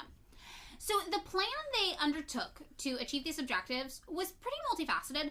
So it included, they were like planning, and they're like, we're going to have a visit by the Assistant Secretary for Inter-Americas Affairs to Buenos Aires. We're going to have a meeting of the U.S.-Argentine Mixed Economic Commission in October, and we're going to expand commercial relations, business. Yeah. Right? We're going to have periodic police talks on global and hemispheric issues. We're going to do periodic security consultations with Argentina, focusing on Soviet activities, which is weird. Well, okay, so what they're basically saying is we're going to have international or, like, in the Americas type police conferences so that people can, like, share information. And we're going to have, like, some, like, seminars on, like, how you can, like, not do Soviet stuff. Right. So they're just basically like, we're going to come in and we're going to tell you guys everything you need to do here. They were also like, we're going to invite an Argentine armed forces team to come to Washington for a visit. We're going to invite Argentina to send a guest instructor to the U.S. Army School of the Americas. Get some instructors in there so it feels like we're all working together. And in return, they tried to convince Argentina to promise that there would be, here's the specific human rights things. Are you ready? Okay. These are quotes from the CIA document. There will be no new disappearances, including no disappearances of persons alleged to be terrorists. Big one. They're like, you can't keep disappearing people. Everyone's starting to notice. I know we taught, like, this is the, like, do as I say, not as I do? Yeah, this is, like, the, like, dad who's like, listen, I smoke a pack a day, so you can't, kind of thing. Right, or I know I told you it was cool to smoke a pack a day, but now you're smoking 6 packs a day. I can't even imagine what it'd be like to smoke 6 packs a day. It's making you look bad at school. It's making me look bad at school. All your clothes smell like torture. Mm-hmm. I'm getting phone calls from the teacher about your torture smell. Exactly. So, they also said, as part of what they were trying to get Argentina to promise in regards to those human rights things, that all persons suspected of terrorism or subversive activities, including unacknowledged detainees, will be processed through normal judicial channels and ensure due process. And they said guarantees have to be instituted to prevent the torture of detainees, and that there has to be substantial progress in reducing the number of political prisoners held without charges through release, trial, or exile. Exile's fine too. You can, like, they can immigrate out. So, do you want to know why they were all of a sudden worried about this? They say it right here in the document. Let's go for they it. say, the interagency group noted that an accounting of the fate of disappeared persons was being addressed in the UN, and concluded that, well, this should not be a central requirement for the improvement of our bilateral relations. They're like, if you don't stop disappearing people, it's not a deal breaker. But the UN is starting to notice, and we can't hold them off too much longer. Right. And again, the UN, cool with a lot of fucked up shit. Also, does a lot of fucked up shit. Does a lot of fucked up shit. They've got their own military that's out causing havoc around the world. I think, the impression I get is, like, the UN, it's like, oh, well, we're getting bad publicity, and it's like, some people are, like, bringing it up, and it's making us uncomfortable. The UN dinner party is getting weird. It's getting weird. Exactly. The drunk uncle's talking about the CIA and the School of Americas. And yeah, I'm the drunk uncle. Yeah. It's bad. No, this is exactly what's going on. They're like, you need to cool it a little, maybe, because the UN is starting to get a little worried about it. But again, if you don't, it's not a deal breaker. So they also said, we should urge Argentina in bilateral discussions to cooperate with these multilateral efforts, particularly with the UN Human Rights Commission's new expert working group on disappeared persons and with other groups like the Catholic Church. So they're like, just work with them. Just work with them.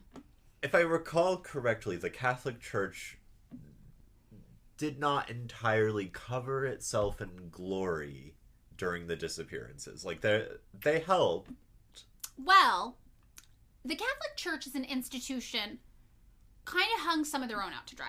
Yeah. But the Catholic priests working in Latin America were really kind of leading this human rights Yeah, no, I guess thing. what I'm saying is, like, the Catholic hierarchy was sort of like... They were a little concerned once their priests started dying. Yeah. They were like, you're killing a lot of our priests, what's going on? Yeah. But yeah, they weren't, I don't feel that they were exactly coming from a humanitarian perspective, more of a logistical perspective. Like, it's need really hard to get priests to go to Argentina. Right, they're like, we need those guys. So basically the vibe is that in internal documents, the CIA is saying Argentina's being a little too obvious with their human rights violations, and it's embarrassing the United States a little bit. Yeah. So, 1981, the following year, General Roberto Viola becomes new military dictator of Argentina, And he actually leads this really short-lived military government from March to December of 1981 only. And he ended up being convicted of murder, kidnapping, and torture during what was called the Dirty War. Also, School of the Americas graduate, attended in 1971. Is that... Yeah. Got our hands all over this. 1981 to 1982, Viola's out, so General Leopoldo Galtieri becomes the next military dictator of Argentina. Attended School of the Americas, 1949, and then also again in 1960 and 1961. And the CIA actually compiled a dossier on Galtieri that was pretty interesting, and I'm going to read part of it. It's just really fascinating. So the CIA is like, this is our guy, like we trained him, get him in there, but also, you know, we got to keep our eyes on these guys to make sure they don't go rogue. So they have this whole dossier on him, and they're like, significance. With the exception of President Roberto Viola, this is back when he was still a general, Galtieri is one of the most powerful personalities in Argentina. Galtieri's star began its rapid ascendancy in the aborted mini-rebellion staged by then, Corps Commander Major General Luciano Menendez in September of 1979. Galtieri's appointment to the leadership of the army in January 1980 reaffirmed the increasingly powerful role of the politico-military moderates, and an infantry branch victory in its internecine. I always say internecine, but internecine. That sounds better. I don't think I think I am the only person I've ever heard say that word. Yeah. It's definitely a word you read, you don't say. Rivalry with the cavalry. Although an engineer, Galtieri has solid support from the infantry. He has consistently enjoyed the full backing of former President Rafael Videla and of his successor, General Viola, former Commander-in-Chief of the Army. Galtieri's political views in the past generally are considered to have mirrored those of then the Videla-Viola team. Today, as Commander-in-Chief of the Army, his hand has been strengthened during the course of political events, and he is now one of the key people in the decision-making process. Galtieri has received extensive training in the United States. Okay, this is off topic or whatever, slightly. I feel like in terms of tone, the CIA got worse when it got less drunk.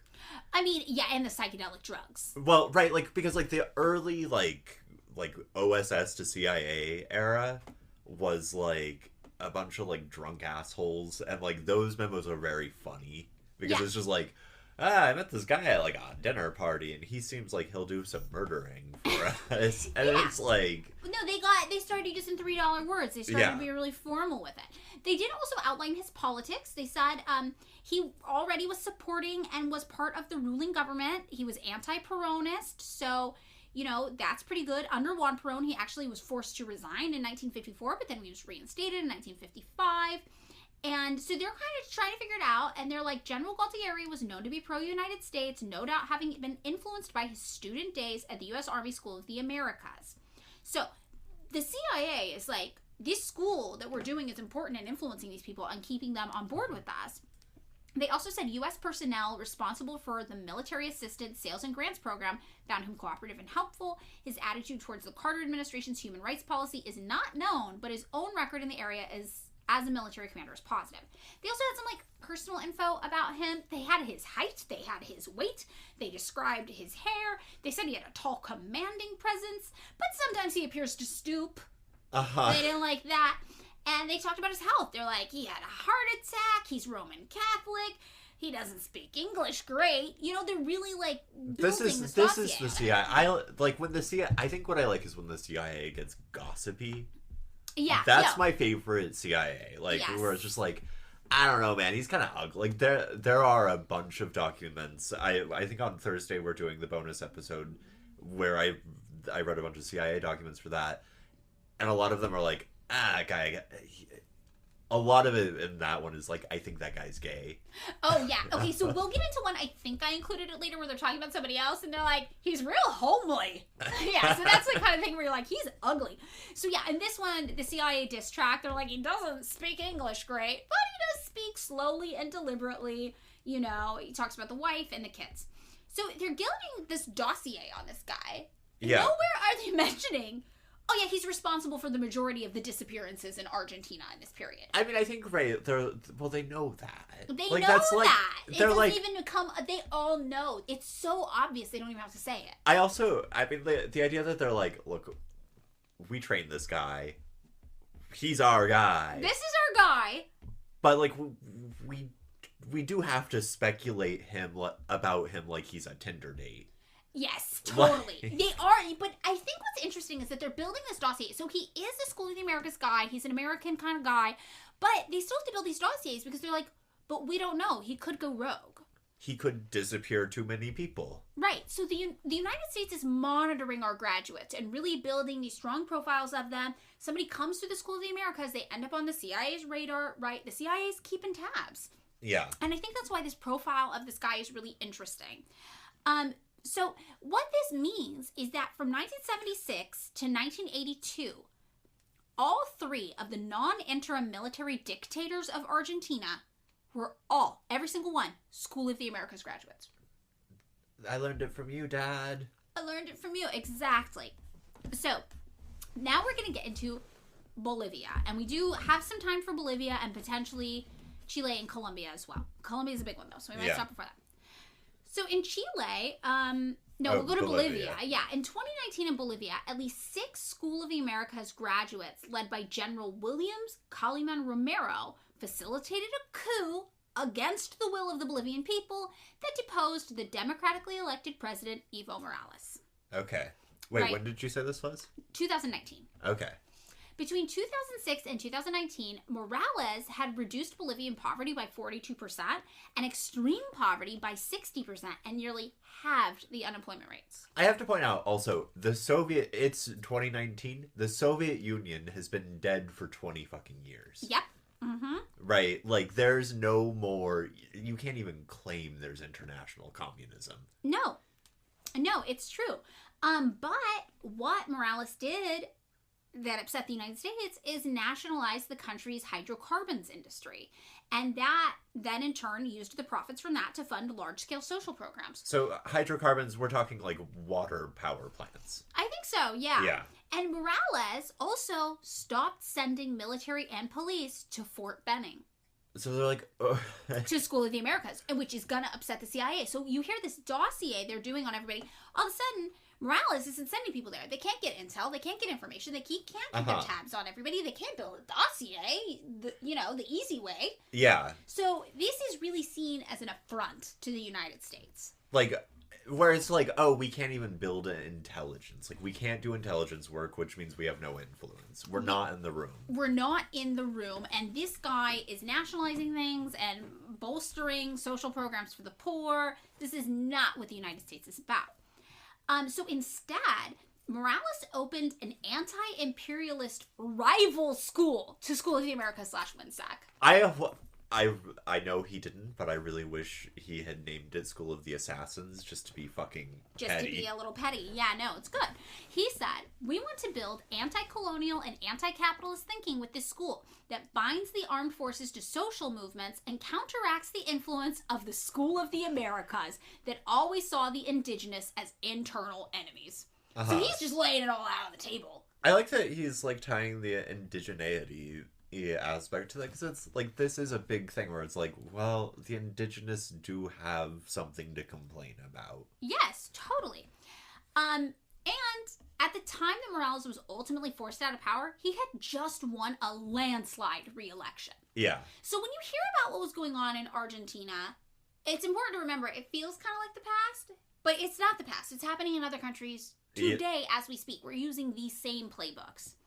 So the military that overthrew Morales would later carry out multiple massacres to crush the resistance under this new dictatorship. And the new government closed down Morales' anti-imperialist school and replaced it with one named after the people who killed Che Guevara. You cannot make this up. Petty. That is... Also, the pictures of Che Guevara in captivity, like... I know. Horrifying. Really horrifying. Fucked up. Yes. So, this U.S.-backed dictatorship, though, it only lasted like a year. Not even a year. Less than a year. And people were protesting nationwide. Workers and farmers were just like, absolutely not. And the protest really paralyzed the country. And it did so much, like put a stop to the U.S.'s plans, that it forced new elections to be held. And the party that Morales had been from won even more than the landslide victory that had come before. It's also, like, this makes sense because it's like, oh, the alternative is military dictatorship and massacres.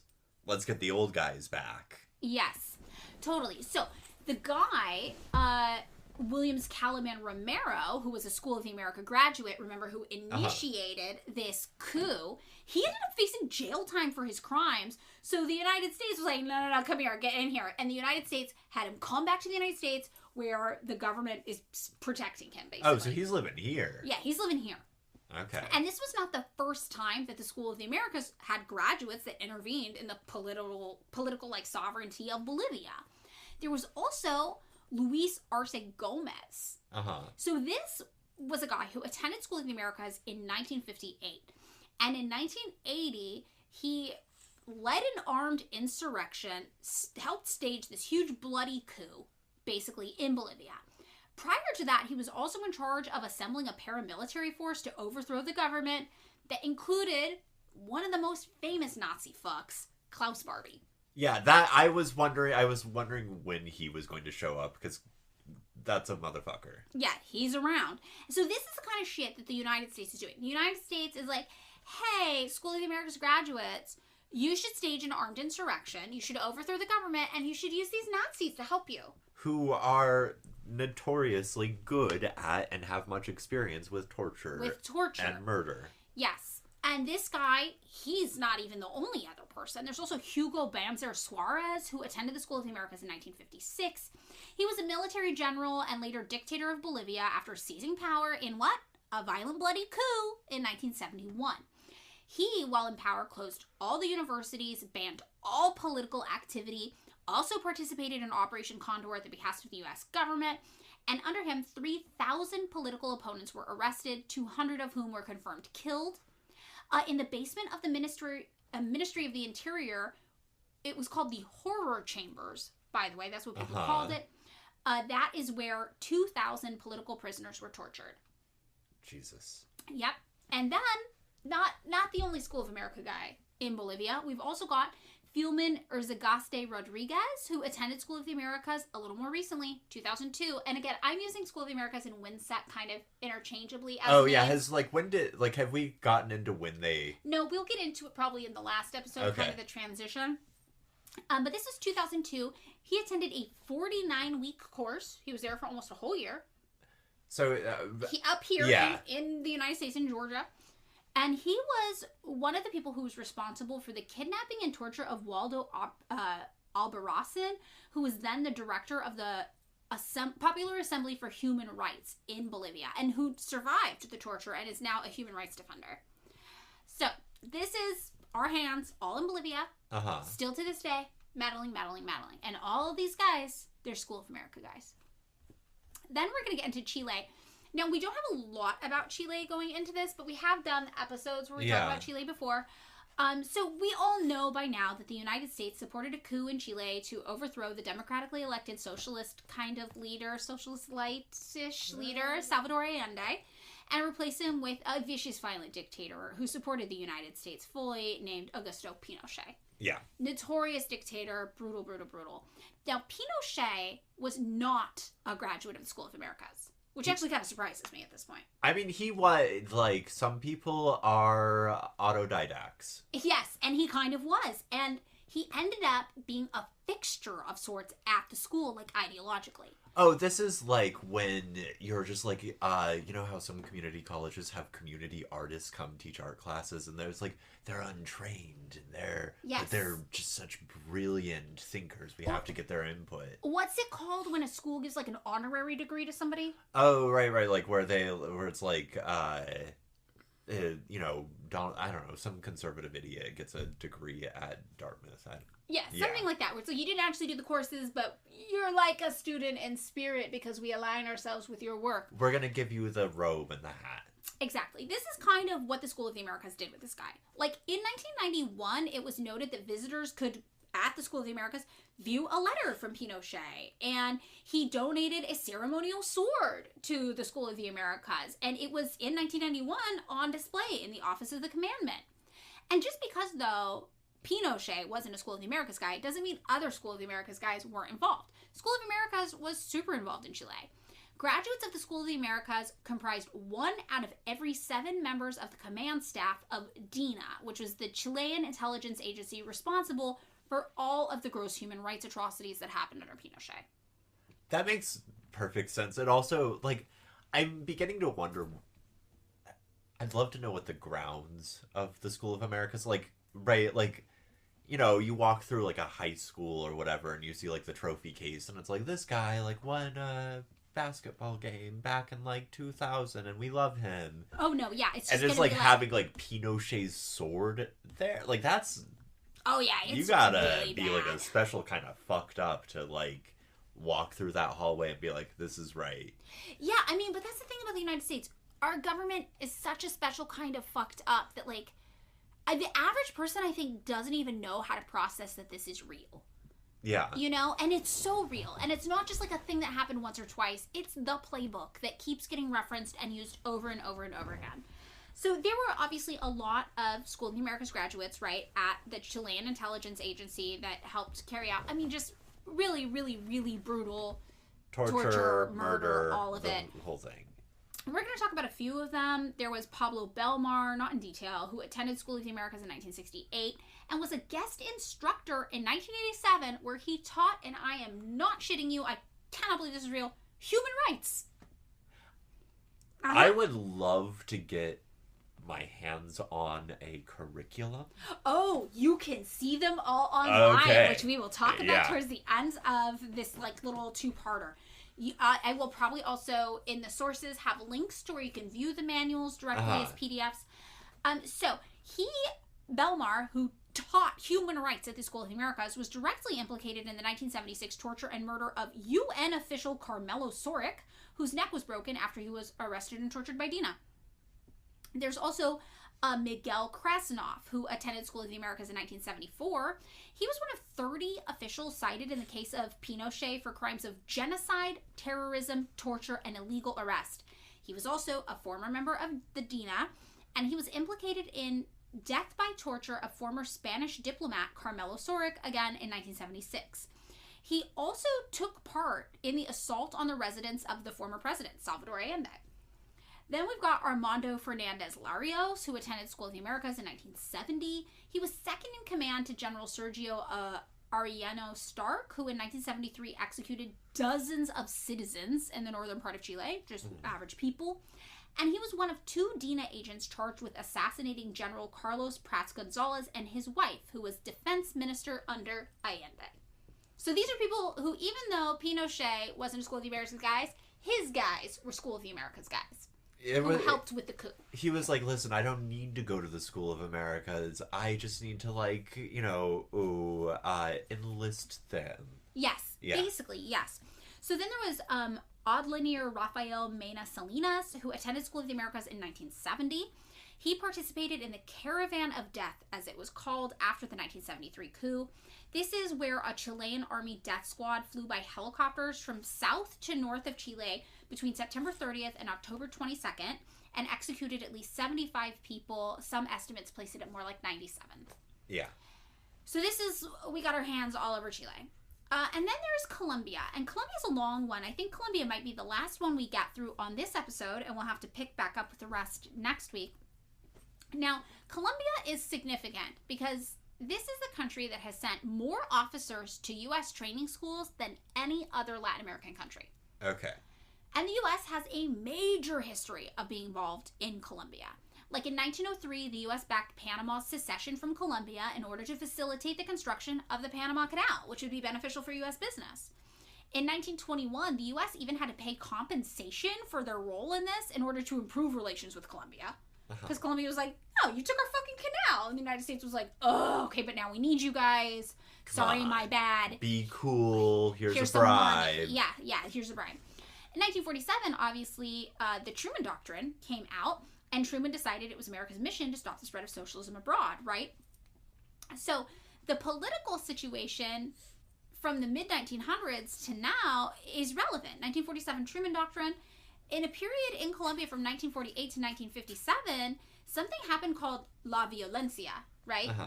Yeah, so in keeping with the Truman Doctrine foreign policy towards Latin America, under both Truman and Eisenhower, there was this focus on the containment of the communist threat, and Colombia was no exception.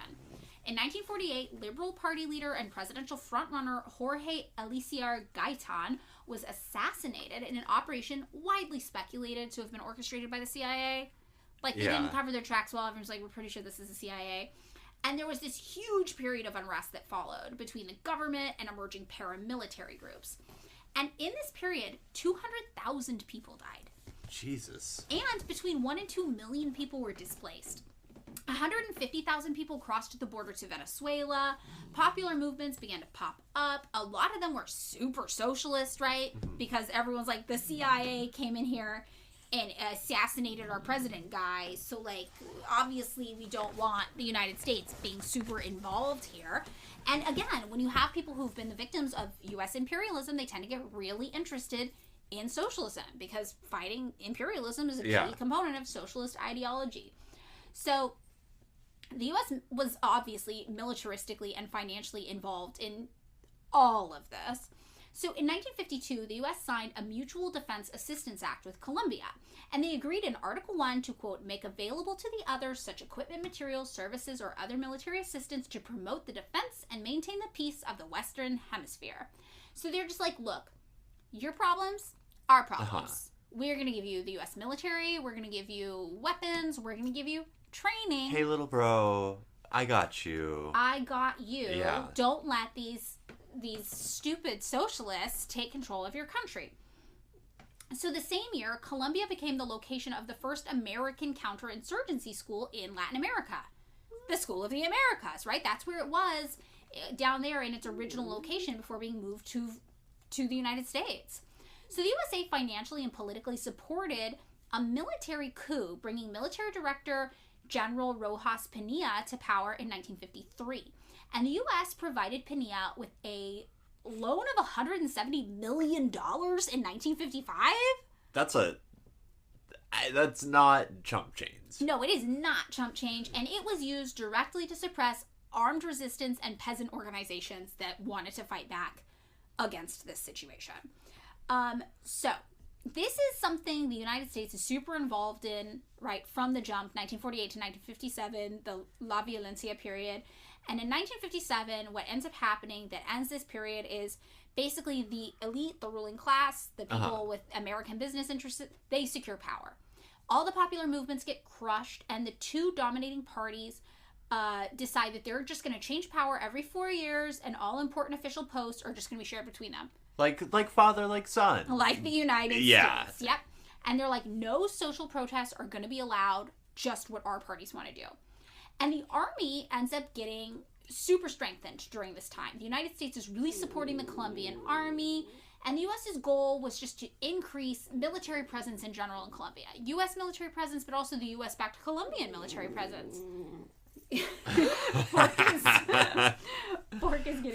Fork does not like the School of the Americas. No, Fork is very disturbed by this story, as well she should be. So in the 1960s, what ends up happening? Marxist revolutionary action, right? Yeah. People are reading Marx and they're like, hey, this is bad. These people are controlling our country. They're repressing us. They're taking from us. So from 1962 to 1965, Plan Lazo, a counterinsurgency kind of strategy, was developed by the USA to deal with these uppity Marxists. So this plan targeted peasants in the South who were seen as threats to the United States because they opposed this U.S. basically puppet government. And in 1964, this U.S.-backed operation under this plan eventually prompted the creation of a whole rebel movement that would pose significant threats to any future right-wing governance that popped up in support of the United States. And this would be called the Revolutionary Armed Forces of Colombia, or FARC, F-A-R-C.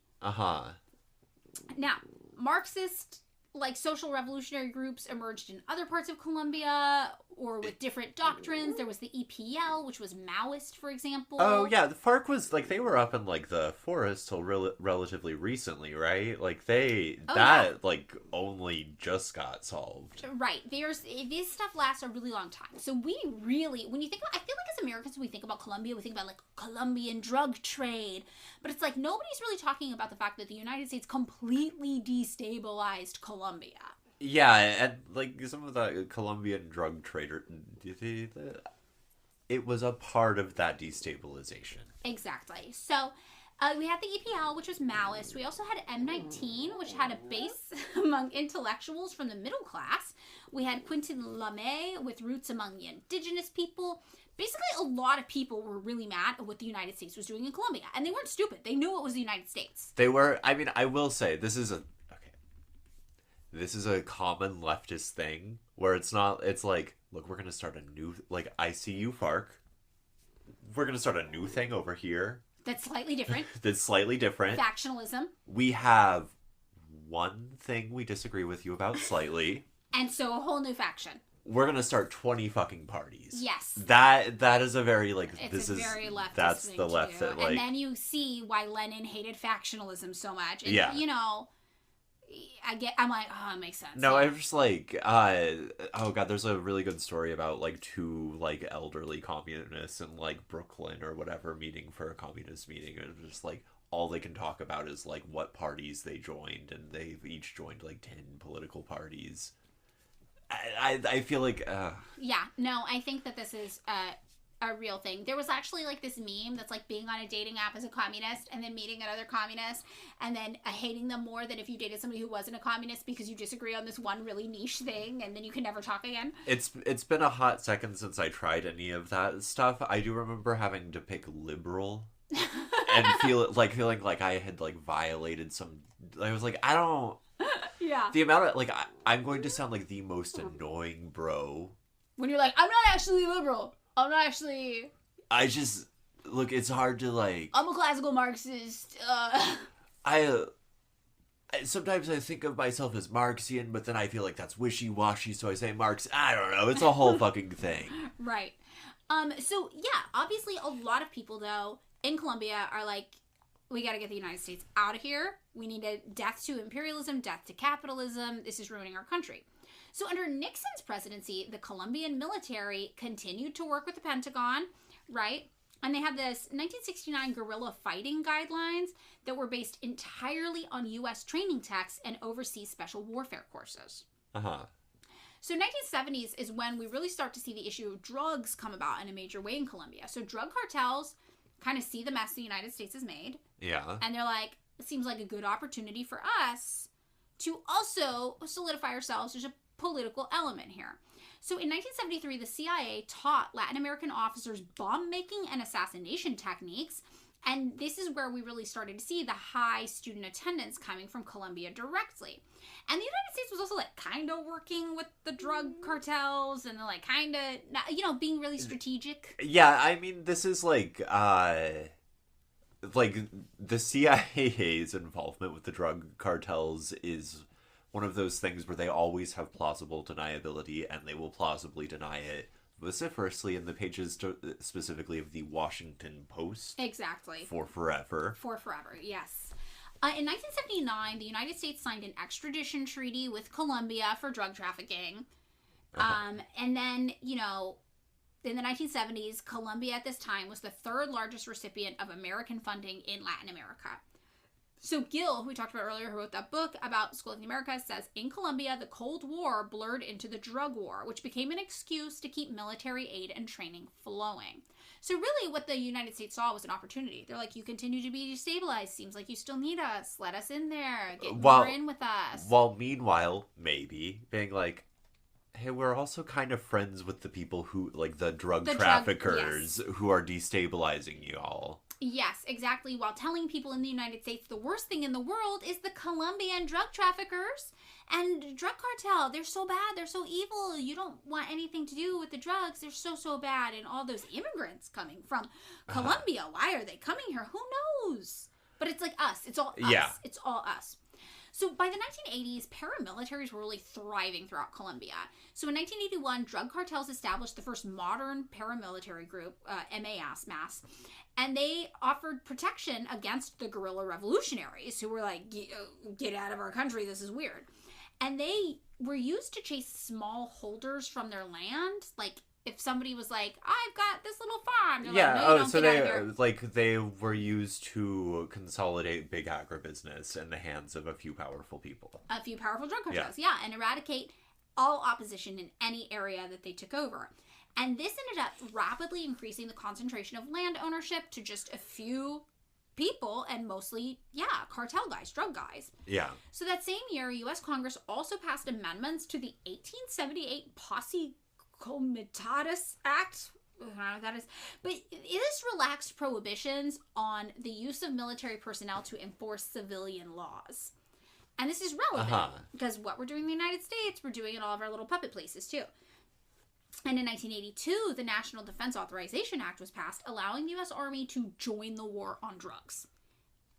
And guess what's happening in Colombia? The war on drugs. Yeah. So basically, we passed all these laws that allowed us to send the U.S. Army to fight the cartels in Colombia. And political unrest in Colombia was not getting squashed by any of this. It was just growing and continuing. So now, guerrilla socialist groups were fighting against corruption at the hands of the government, working with the United States and the drug lords working with the United States and the government. They were just like, we got so many enemies here. We got the United States, we got our local government that's a puppet government of the drug cartel and the United States, and we have the drug dealers. So, if I understand what's happening here, the United States military, right, needs something, like, it's a good way to spend money, first of all, just pointing that out. Get those arms deals. Right. Make money selling drugs or they're selling playing, weapons. They're not playing intramural baseball. They're playing intramural baseball in Colombia, where they're like, listen, we'll have a good friendly game, just you and the drug cartels. This will be great. And like FARC and all these socialist guerrilla organizations are like, fuck, now we gotta fight all of these assholes? Exactly. That's okay. That's what's going on. So in 1984, the United States ends up sending more than $50 million in weapons and begins training 4,844 Colombian personnel. And this would go on until 1990 that this was happening. So, 1986, the year we were born, Oh yeah, great year. the CIA joined the Colombian military in implementing Operation Condor, the Condor Plan, to eliminate all of the progressives, liberals, and revolutionaries in the country. They were just like, this is out of hand. We just got to kill them all. Like, the CIA's like, we're getting involved. We're just going to help you figure out a way to just kill all these people because the socialists are getting in the way. So American-backed interventions against FARC during this time were justified under the guise of the drug war. So, wait, so FARC becomes the drug dealer. Yeah. Like, the like, guerrilla revolutionaries up in the hills and the forests or whatever. The United States is like, we gotta send our military guys down to Colombia. They're suddenly the drug lords. The drug lords, and then they're like, oh my god, who's that over there? And it's FARC, and they're like, I think they're drug lords.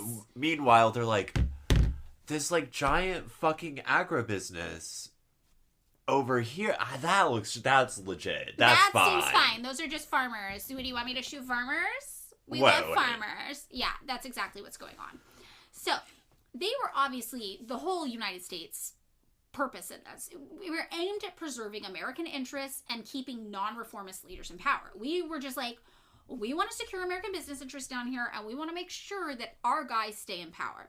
So declassified documents later revealed the United States position, which was that regimes unwilling or unable to cooperate with counter-narcotics could quickly change into ones unable to control elements of their own judiciary, military, or economy, which would in turn negatively influence U.S. interests.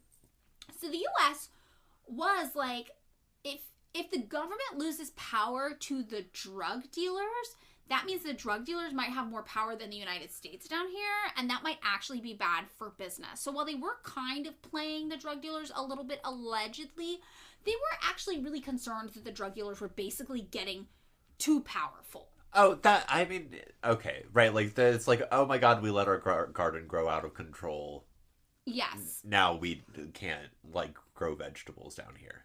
So really the United States is fighting the socialists, the communist, revolutionaries, they're kind of fighting the drug dealers too, because they're like, the drug dealers are threatening our power, because it's supposed to be our puppet government in control of this country, not the drug dealers' puppet government. The local government is kind of playing the United States and the drug dealers a little bit, and the socialists are fighting the United States and the drug dealers. So the U.S. military then gets directed to assist other U.S. agencies who were involved in these counter-narcotics programs in Colombia, right? Including the CIA, to collect and analyze intelligence, to participate in coordinated programs between them all, and to train and assist foreign military forces to carry out their own counter-narcotics operations and provide what they call technical and material support to foreign governments. So basically this means we're going to train our Colombian military guys to do this shit on their own too. So in 1989, at this point, mafia-related violence is at its highest. 385 drug-related killings take place in 1 year. And also, though, 2,479 civilians are killed for political reasons by the government that year. So when you look at who the socialists were fighting, first of all, the U.S.-backed government is way more bloody and violent than the drug cartels are, but they're like, neither of these is great. This is not good for our country. So several guerrilla groups were hugely debilitated by this fighting, and they end up signing a ceasefire. They're like, okay, we can't sustain any more losses. So by the 1990s, people started migrating from the countryside to the cities. Remember, everybody's land was kind of seized in the country for these drug farming operations. Violence is continuing. So all these people flood to the cities in Colombia. Cocaine trade ends up exacerbating issues internally that are already going on, especially in the countrysides where drugs are being grown. People begin escaping the countrysides because they're super drug-addled and not doing great, coming to the cities in droves. The paramilitary is going on killing sprees and just terror is being sowed throughout the country. The indigenous and the Afro-Colombian kind of population became disproportionate victims of the displacement, obviously, because racism is horrible and everywhere. And racism usually is tacked to class to fit, Right. Yeah. And the UN gets involved, which is usually not great when this happens, right? And U.S. aid to Colombia under Bush reaches $73 million. This is first Bush. Yes. Okay. We're in the 90s. And under Clinton, 80% of the budget would end up going towards military aid, and a big part went directly to U.S. military contractors. This is, I feel like the thing is always we destabilize a country, and then that's a really good opportunity for a bunch of American businessmen to be like, we'll fix it. They won't fix it, but they will promise to, and then do some fucked up shit there. Yeah, make a lot of money off gun sales or something. So in the 2000s, the U.S. gets involved again, and Congress passes this thing called Plan Colombia, because we've really made a fucking mess in Colombia. It's been a shit show. So in 2002, Alvaro Uribe won the presidential election, and the government opted for an even stronger military kind of solution against guerrilla fighting and drug cartel. And I just want to remind myself that at this point there are basically two political powers who are basically captive to U.S. interests. So it doesn't really, it's But the drug cartel's a little less. Oh, you mean it within the not the cartel being one. Yeah, of the powers. The people running for office. Yes. Right. It's U.S. backed. It's it's Republicans and Democrats and kind of thing. It's the Colombia. Same team. Yeah. It's the same team, and it's all Team USA. So they end up using a lot of U.S. backing to fight against the remaining kind of revolutionary groups that were trying to fight for their country and also fight against drug dealers still going on. So from 2008 to 2010, an expose revealed that the military there, with U.S. backing and funding still, was killing innocent civilians, then dressing the victims in guerrilla uniforms after their death to justify the murders. I have to imagine, somewhere on, a Colombian military base, there's, a closet, and they're like, oh, fuck, this is our, we just have a lot of surplus guerrilla uniforms lying around. Holy shit. I mean, it's wild to me, because if you had asked me if this was happening, I'd be like, that doesn't even sound reasonable. It's too much work. Why would you do this? Yeah. But it's probably being used for, propaganda reasons, right? So prosecutors investigated more than 1,700 extrajudicial, illegal killings by these security forces that were, again, trained, funded, backed, armed by the United States, starting in late 2010. And they uncovered that one man responsible for the murders was someone named Paulino Coronado Gomez, who was a graduate of the School of the Americas. But he was not the first School of the Americas graduate who was active in Colombia. This guy Alvaro Quijano was an instructor at the School of the Americas in 2003 and 2004. He was arrested for allegedly providing security for cartel leader and drug lord Diego Montoya. Right? So again, you see the United States is kind of we play both sides. We see what happens, because what if the drug cartel wins? We want them to be our guys too. Yeah. Everybody has to be our guys. Then we've got Luis Bernardo Urbina Sanchez, who attended the School of the Americas in 1985, and then was involved in paramilitary death squad activity from 1988 to 1989 in Colombia. He was implicated in a number of assassinations, kidnappings, and tortures.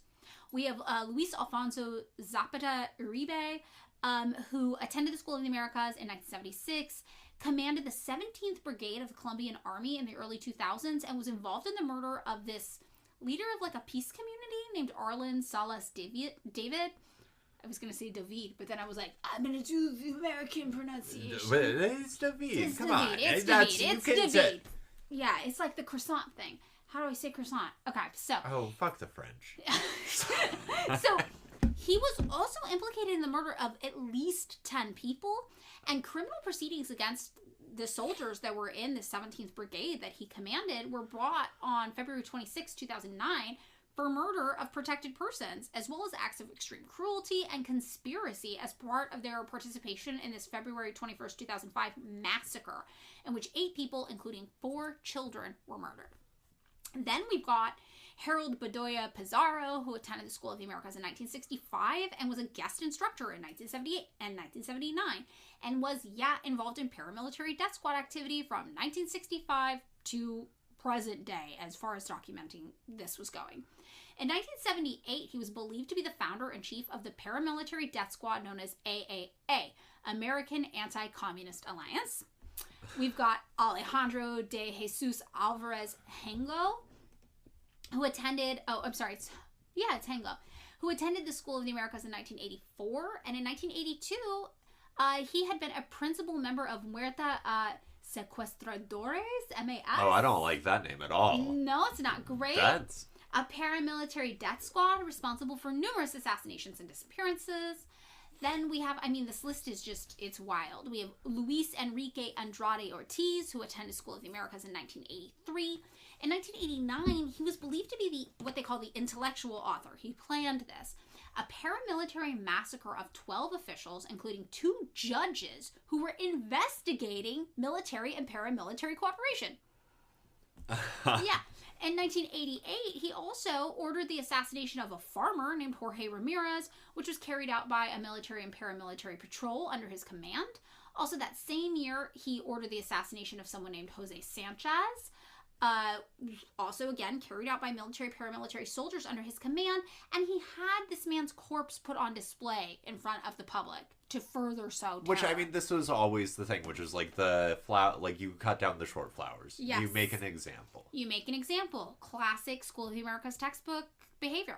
In 1986, Andrade Ortiz was also one of the officers in charge of military and paramilitary soldiers who broke into the home of the Ramirez family, the Jorge Ramirez, family that we talked about, killed 2 members of the family outright, and captured 4 others whose bodies were later found to show signs of torture. We've also got Hernan Jose Guzman Rodriguez, who attended School of the Americas in 1969 and entered the School of the Americas Hall of Fame in 1993. They have a Hall of Fame? Yeah, they've got a Hall of Fame. This shit is so fucked up and deranged and just, it makes me sick to my stomach. In 1986, this guy who entered the Hall of Fame for the School of the Americas commanded the soldiers who detained, tortured, gang raped, and executed Yolanda Acevedo Carvajal, then concocted a story that she committed suicide by shooting herself in the back of the neck. The classic place to shoot yourself. Yep. 1987 to 1990, Guzman Rodriguez protected and aided paramilitary death squad, MAS again, when it was responsible for the deaths of at least 149 people. Then we have Roberto Hernandez, who attended School of the Americas in 1970. And in 1990, he supervised the illegal detention and torture of 42 people, most of whom were union members and human rights workers. That same year, he was also implicated in some gruesome killings in Trujillo, in which many of the victims were dismembered with chainsaws. Yeah. Carlos Enrique Martinez Orozco attended School of the Americas in 1975. In 1988, he was implicated in the massacre of 18 miners, whose body parts washed in pieces down the river Nare. And in June of 1992, he was charged in a military court for his connections to paramilitaries who committed crimes like this. We've also got Gustavo Pardo Ariza, who attended the School of the Americas in 1971. And in 1992, he was one of 3 Army officers. Him and another guy were both School of the Americas graduates who were forced into retirement upon the escape of Pablo Escobar from prison. Pardo was the head of the 4th Brigade in Medellin. Soldiers under his command were supposed to be guarding the prison. Escobar literally just walked away. So the United States was like, basically training this guy, and they were working in conjunction. This is where we see the connections, where like the American guys were also the drug cartel guys. The United States is kind of playing both sides. And I feel like it's also just like, right, American intelligence, like the thing is, it's like, look, we don't give a shit so long as you do what, like, we don't care who wins as long as we win. But it's like, do what you want, like, just like, don't let the unions or anyone trying to do like land reform or like to nationalize an industry get in power. Right. We don't give a shit. Pablo Escobar goes free because you got some money. Cool. Whatever, that's fine. Yeah.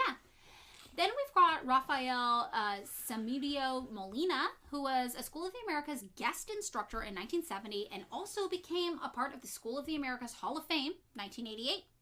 Yep. November 7th, 1985, he oversaw the Army massacre at the Palace of Justice following a coup attempt where multiple hostages were brutally murdered. The Army under his command set the building on fire. It was a horrifying way to die for many people who had been taken hostages. Other hostages were killed in Army crossfire. Some were directly assassinated. Hostages who lived through this ordeal also weren't safe. Some of them were killed before exiting the palace when it was on fire, but others were arrested and then disappeared immediately upon leaving the building. So they escaped, were arrested, and then disappeared, never seen again. And he was also implicated in other similar paramilitary activity around 1978. We've also got Farouk Yanin Diaz, who attended School of the Americas in 1969 and is an ongoing guest speaker. Oh, he's still going. Yeah. He's gotta be fucking ancient. Yeah, he's still going. Well, he's not going as much now. This is more throughout the 80s he was a guest speaker. Oh, okay. Because I was like, that guy's got to be 90 years old. Yeah, he's pretty old now. He was implicated in the massacre of 20 banana workers in March of 1988. The year before that, he was implicated in the assassination of a mayor of a local town who was a political opponent. 1984 to 1985, he was implicated in more paramilitary activities associated with the death squad MAS. 1987 also involved in the massacre of 19 businessmen, which is interesting. Probably businessmen who were opposed to American interests. Or just weren't playing the game. That I feel like that's oftentimes you see people where it's like, we just look. It's not good business to pick a team and just stick with that team. You know what I mean? You gotta be flexible. You gotta be oh my god, this is where the money is. Okay, cool. Yeah. So according to a former School of the Americas instructor, Farouk Yanin Diaz visited the School of the Americas as a guest speaker from 1986 to 1989 on an annual basis, and was also a close personal friend of a U.S. Army colonel who was the commander of the School of the Americas at the time. So this is a real School of the Americas guy. And the last one we have is an example in Colombia, but again, this is just a sampling of School of the Americas graduates from Colombia. It's somebody named Del Rio Rojas, who attended in 1967, and in 1999 was under investigation by the Federal Prosecutor's Office for human rights abuses. So, this I think is where we're going to end the first part of this episode. Colombia is a doozy. Yeah. Because we're so involved. But I think the pattern I'm really trying to build as we go through all these countries one by one is for us to see there's really a playbook, which I said a few times. It's a literal playbook, which we will get into. And it is very much methodical and procedural. We have a procedure. Here in the United States, again, we talent scout. We identify people that we think will be sympathetic to our goals and interests. We arm them heavily. We give them followers, paramilitary groups under them. We train them in our ideologies. We train them in military techniques. We train them in torture, execution, and basically terrorism. And we give them all the tools they need when they go home to do that in their country towards anybody who might oppose American political interest there. And then if they get too loud or noisy about it, like, that is just another opportunity for military contractors and for U.S. intervention. Exactly. Yeah. So this is what the School of the Americas is up to. We are going to start next week's continuation of this. We're going to go through Costa Rica, Ecuador, El Salvador, Guatemala, and many more places. We've got so much we can go through. We're also going to catch up on the change over to WINSEC from School of the Americas in the 90s, and we're going to talk about what they are up to now, as well as a little bit of controversy that came about when we saw what was going on in their training documents, which became public in our lifetime. Yeah. So this is it for part 1 of our episode on School of the Americas. The next part will be out next week. And as always, sources are going to be linked in the episode. David, do you have anything else you want to add before we wrap it up? No, I'm just going to go home and have nightmares now. Yeah, it's harrowing. And just remember, this is what the government's doing with our tax dollars. Cool. Love it. Thanks so much for listening to another episode of Pick Me Up, I'm Scared. If you would like to join us on Patreon, you can find us there at patreon.com/pickmeupimscared. For $3 a month, you can access bonus content there. But if $3 a month is too much for you to spend right now, we totally get it, and we're just happy you're here. As always, you can find the sources for this week's episode just by scrolling down a bit in the description.